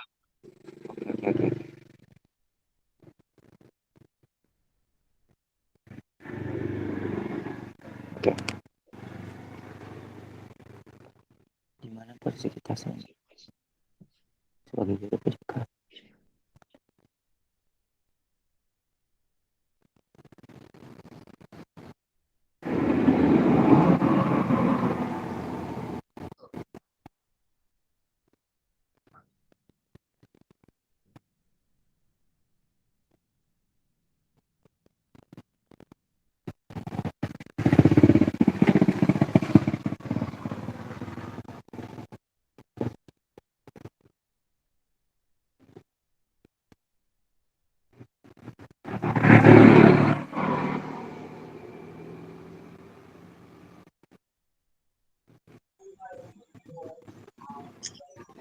Izin Kak Jum. Kak Jum. Silakan, Kak. Gimana cara menjawabnya nih Pak? Menjawab kakak pakai handphone atau pakai laptop kak? Laptop. Kakak sudah terbuka pertanyaannya kak? Udah. Tatap Maya ketiga PKG PJOK Kampar Gol 2 kelas 001. Ada 3 pertanyaan di situ A, B, dan C. Oke. Kalau kakak menjawab pakai laptop lebih mudah kak. Kakak klik yang tanda tambah itu kak. Ya Pak Jom? Keluar kolomnya itu kan? Ya. Kakak tinggal bisa di kakak jawab itu buat namanya. Ini yang saya menjawab nampak kak gitu? Pertanyaannya ada tempat menjawabnya di mana Kak Jom? Yang di situ aja kak, kakak klik tanda tambah. Kan ada tanda Oh, tambah tanda tambah ini. Iya. Nah, nanti kan keluar kolom kan? Keluar Ada kolomnya kecil, kan? Kak. Ya. Ya. Coba kakak ketik nama kakak di situ. Udah. Ada. Terus? Lanjut. Kakak jawab pertanyaan nomor 1 gitu kak. Begitu juga nomor 2 nanti seperti itu kak. Oke, makasih Kak. Oke. Harus semuanya Kak? Ya, ketiga-tiganya kak jawab kak. Siap. Oke.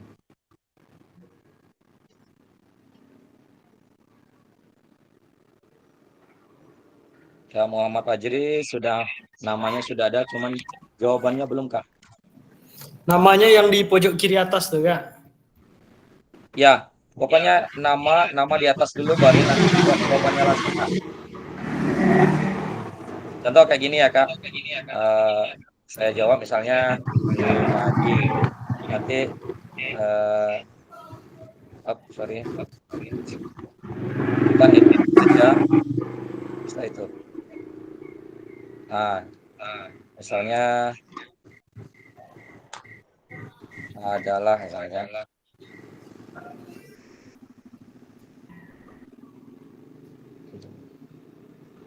itu misal seperti itu kak, bisa kak. Tanda ini kak yang ada kalau sudah terkirim ada di bawahnya tanda plus 0 itu kak, masih bisa gitu. Itu bisa menghapus dan bisa untuk mengedit kak. Betul. Ini sebagai guru PJOK saya memiliki peran yang penting dalam mengenali dan mengidentifikasi. Ini jawaban siapa kak?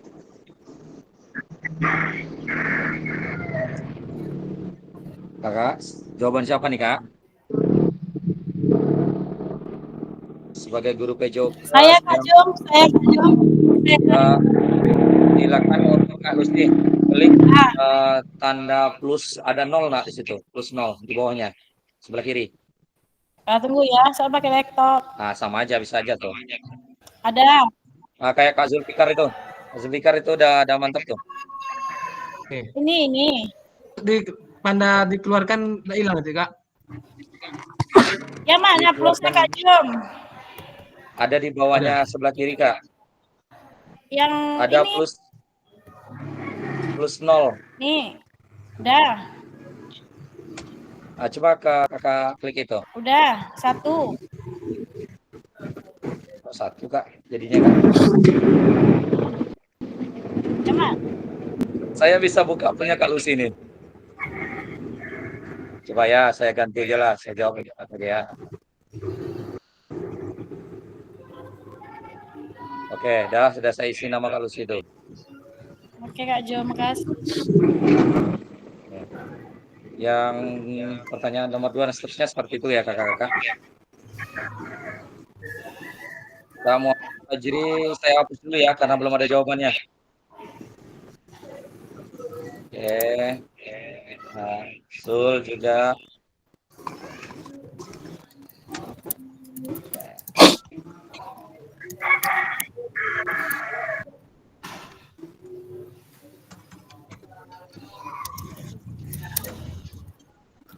Sudah ada pernah kakak-kakak menggunakan aplikasi ini kakak-kakak? Belum. Ini sangat mudah kak kalau untuk kita UTS enak nih. Ya ajarin kak. Nanti kita coba untuk aplikasinya. Dia langsung menjawab di sini aja kalau misalnya pertanyaan itu sifatnya esai. Enak kita kayak gini nih.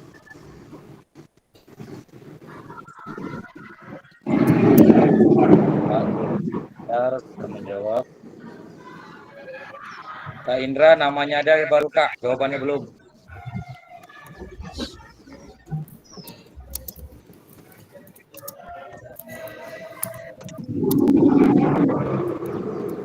Punya saya udah Kak. Pak Rudin, bentar ya Kak. Belum Kak, belum ada muncul. Belum ada muncul? Belum. Yang baru muncul ini Kak Lucy, Kak Zulfikar untuk pertanyaan pertama. Pertanyaan kedua baru Kak Zulfikar.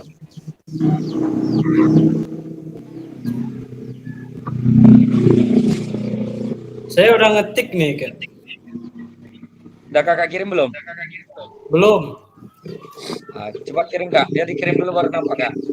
Oh, Baru. Tapi namanya udah. Namanya belum. Belum selesai lagi. Namanya ditulis di sebelum jawaban itu, Kak. Saya nuliskan nama Kakak atau Kakak? Namanya di mana buat Kak? Di bawah boleh, di bawah boleh.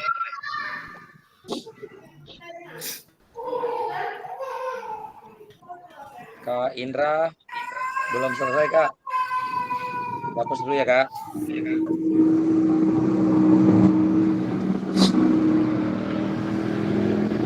Yes.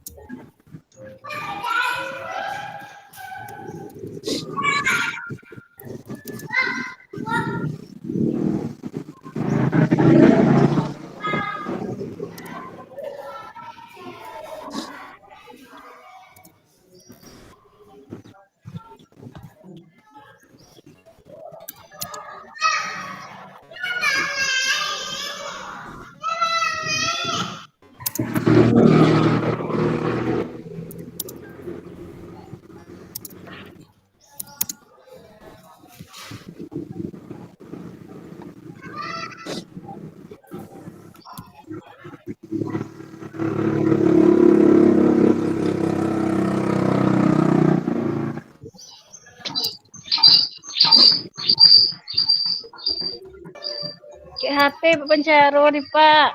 Kak. Bukan.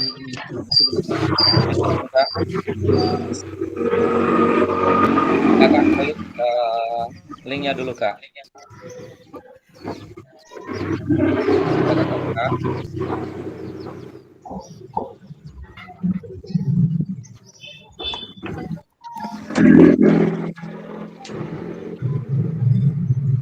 Dah.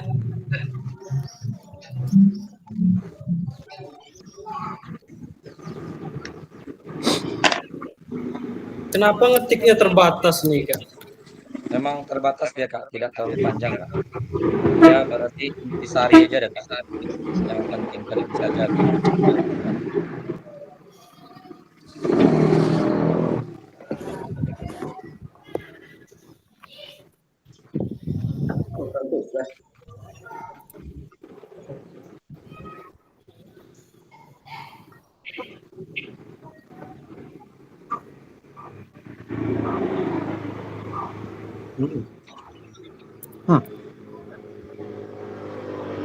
Wah. Apa saja aset yang ibu bapak miliki satu dalam pemikiran jadi oke kualitas.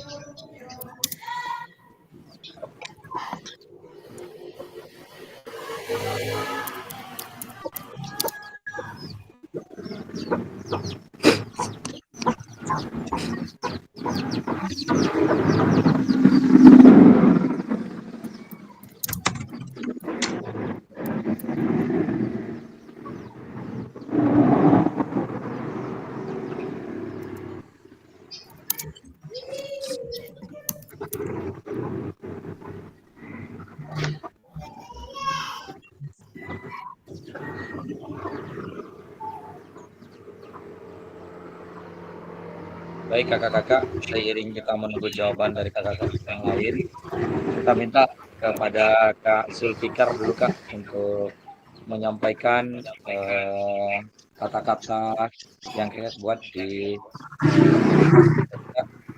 pertanyaan pertama dan kedua dan ketiga ya Kak. Langsung saja. Lagi ngerjakan yang silakan, ketiga Kak.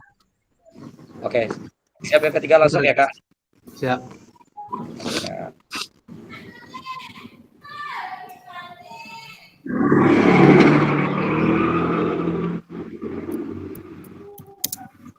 Kak Indra masih kosong nih Kak Indra.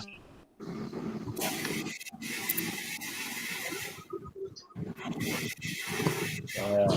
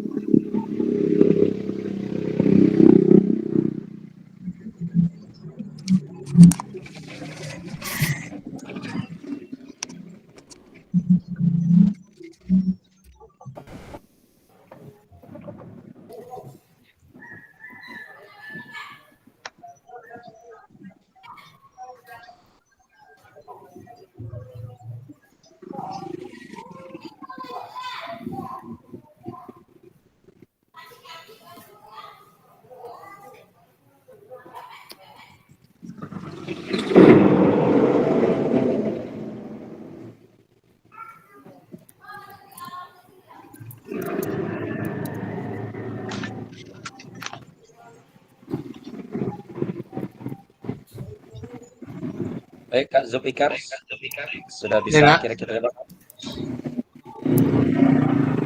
Sudah bisa Kak? Kita coba Kak.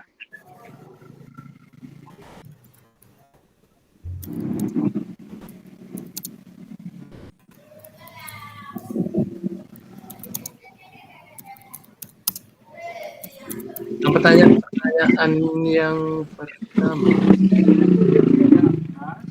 Iya Kak. Silakan Kak.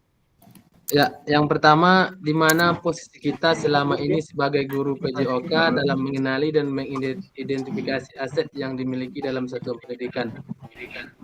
Ya, jawaban saya, guru PJOK memiliki peran penting dalam mengenali dan mengidentifikasi aset yang dimiliki dalam satuan pendidikan yang berkaitan dengan bidang olahraga kesehatan.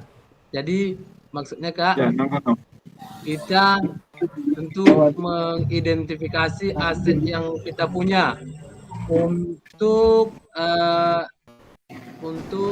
keberlanjutan pengajaran kita. Tentu kita menyamakan apa-apa aset yang kita punya dan bagaimana cara pemanfaatannya Kak. Yang tujuan pendidikan.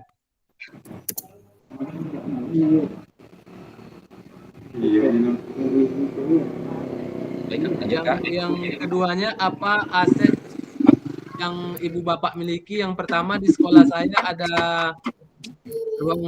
ruang ganti, kamar mandi juga atau WC-nya. Yang kemudian media-media pembelajaran untuk atletik ada Kak, seperti dulu lempar turbo, ya. Yang area olahraga indoor ini adanya tenis meja Kak. Baik Kak, lanjut. Kemudian bagaimana Anda dapat memanfaatkan aset yang ada di sekelilingnya Anda dan strategi apa yang Anda lakukan? Tentunya dengan bagaimana Anda memanfaatkan, yang pertama saya memetakan Kak aset saya yang ada di sekolah dulu. Ini teorinya ya Kak ya, bukan prakteknya ya, jujur aja ya. Silakan. Jenis-jenis apa yang ada aset di sekolah kita, apa manfaatnya bagi kita, umpamanya lapangan bola kaki kita gunakan untuk bermain bola voli kita lakukan untuk anak yang hobi bola voli Kak. Strategi apa yang akan saya lakukan? Tentu saya akan bekerja sama dengan pihak sekolah, terutama kepala sekolah. Kalau bisa juga, kebetulan di sekolah saya juga kepala sekolahnya sangat aktif Kak untuk mencari alat-alat olahraga, juga bekerja sama dengan Dinas Pendidikan, Kak. Banyak kit-kit olahraga atletik yang ada di sekolah kami. Namun sekarang semuanya sudah hancur, Kak, oleh anak. Terima kasih, Kak. Oke. Baik, terima kasih kepada Kak Zulfikar. Sudah panjang lebar Kak Zulfikar menyampaikan dari 3 pertanyaan, mulai dari di mana posisi kita selama ini sebagai guru PJOK dalam mengenali dan mengidentifikasi aset yang dimiliki di satuan pendidikan. Yang berikutnya, apa saja aset yang Ibu Bapak Ibu miliki di satuan pendidikan untuk mendukung Anda dalam pengajaran PJOK yang berkualitas. Yang berikutnya, bagaimana Anda memanfaatkan aset yang ada di satuan pendidikan Anda, strategi apa yang Anda lakukan. Baik, terima kasih kepada Kak Zulfikar yang telah menyampaikan pendapatnya. Mungkin dari kakak-kakak yang lain kita minta Kak Ruginda sering berbicara, Zulfikar, Kak Zulfiandi juga, Kak Muhammad Aidil lah. Kita minta sama Kak Muhammad Aidil lah, Kak. Silakan Kak. Kak Muhammad Aidil. Kak Indra, Ya. tunjuk tangan. Silakan Kak Muhammad Aidil. Kak, jawaban saya yang kolom 2 tuh nggak apa, kok nggak tampil ya? Apa nggak terkirim? Yang kolom 2. Iya. Coba kakak kirim lagi. Aduh. Kak Indra ada siap? Jawab Kak. Kak Indra. Kakak-kakak kita usahakan 4:30 udah selesai ya Kak. Kita coba untuk 2 orang lagi selesai. Kak Indra. Kak Indra.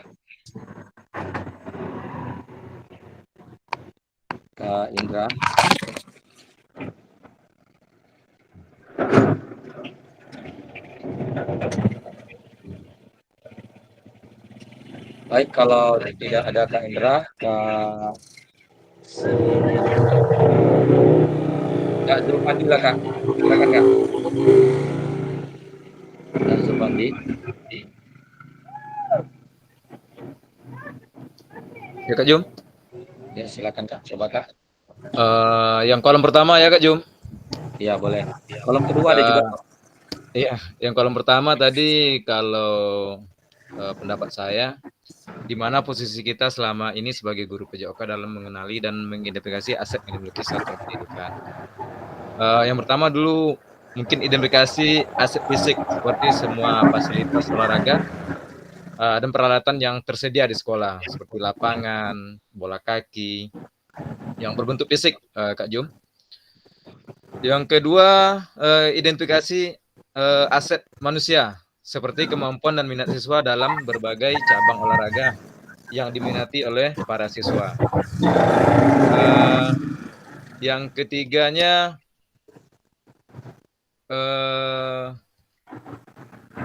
aset non-fisik. Yang ketiga, aset non-fisik seperti program, kegiatan, dan komunitas olahraga yang ada di sekolah ataupun yang ada di kecamatan atau kombel-kombel yang lainnya. Yang keempat, evaluasi dan perencanaan yang dilakukan adalah mengevaluasi aset yang telah ada dan mengoptimalkan aset yang ada untuk kedepannya. Untuk kolom yang kedua, Kak Jum. Ya Kak, silakan Kak. Kolom yang kedua, yang pertama, apa saja aset yang Ibu Bapak miliki di satuan pendidikan? Yang pertama, tidak lepas dari aset fisik, seperti fasilitas olahraga, seperti lapangan, dan peralatan-peralatan yang ada di sekolah. Dari aset fisik tadi, kalau pendapat saya, termasuk juga bahan ajar dan media pembelajaran untuk mendukung pengajaran PJOK yang berkualitas. Dan yang ketiganya, tidak lepas dari anak-anak yang hebat yang selalu menunggu jam pelajaran PJOK. Selalu ditunggu itu, Kak Jun. Betul sekali. Yang C, bagaimana Anda dapat memanfaatkan aset yang ada di satuan pendidikan Anda? Strateginya mungkin memanfaatkan aset yang ada dan sedikit memodifikasi peralatan untuk mencapai pembelajaran yang optimal.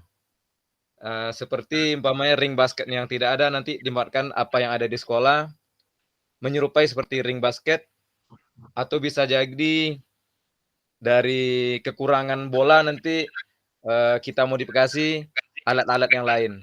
Mungkin itu saja Kak Jum. Oke, baik, terima kasih kepada Kak Zulfiandi sudah makin lengkap jawaban dari Kak Zulfiandi mengenai aset-aset dan kekuatan-kekuatan yang ada di sekolah kita di lingkungan tempat kita mengajar sebetulnya. Pertanyaan saya sama kakak, apakah kita tutup untuk slide ini? Apakah kita lanjut? Kakak, bagaimana? Kita lanjut. Lanjut. Ya? Lanjut. Baik kakak-kakak. Lanjut Kak. Oke, kita lanjut untuk slide berikutnya.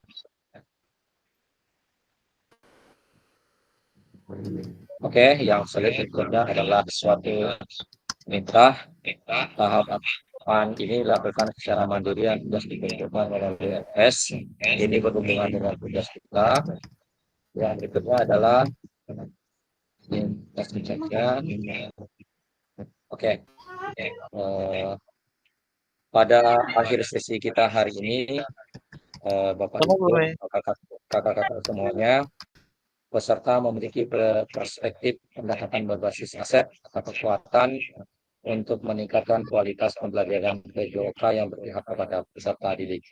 Baik kakak-kakak, dengan berakhirnya slide tadi dan kita terima slide yang paling terakhir adalah ucapan terima kasih. Untuk tatap maya kita pada hari ini saya cukup kan pada pukul 16.19 dan juga belum beraktivitas yang lain. Saya berharap kepada kakak-kakak jangan lupa untuk mengisi tugas-tugas yang ada di LMS. Insya Allah nanti malam saya coba lagi kakak-kakak yang belum mengisi kemarin, mungkin sudah ada yang mengisi juga. Nanti untuk laporannya akan saya coba kirimkan ke grup siapa belum kakak-kakak yang belum. Dan begitu juga rekap absen 3 kali tatap maya ini sudah saya rekap. Ada teman kita, mohon bantuannya kakak-kakak, Kak Zulfiandi Kak dari SMP 2 Koto Kampar Hulu Kak. Belum ada kabar sampai hari ini. Cuman sebelum kita zoom dia ada kabar. Setelah itu tidak ada kabar lagi Kak. Mohon bantuannya untuk mengingatkan beliau kalau memang ada sesuatu, ada langkah yang kita ambil seperti itu. Baik kakak-kakak, cukup rasanya kita untuk hari ini. Kalau cukup, baik mengakhiri kegiatan kita pada sore hari ini. Ada baiknya kita berdoa menurut agama dan kepercayaan kita masing-masing. Berdoa mulai.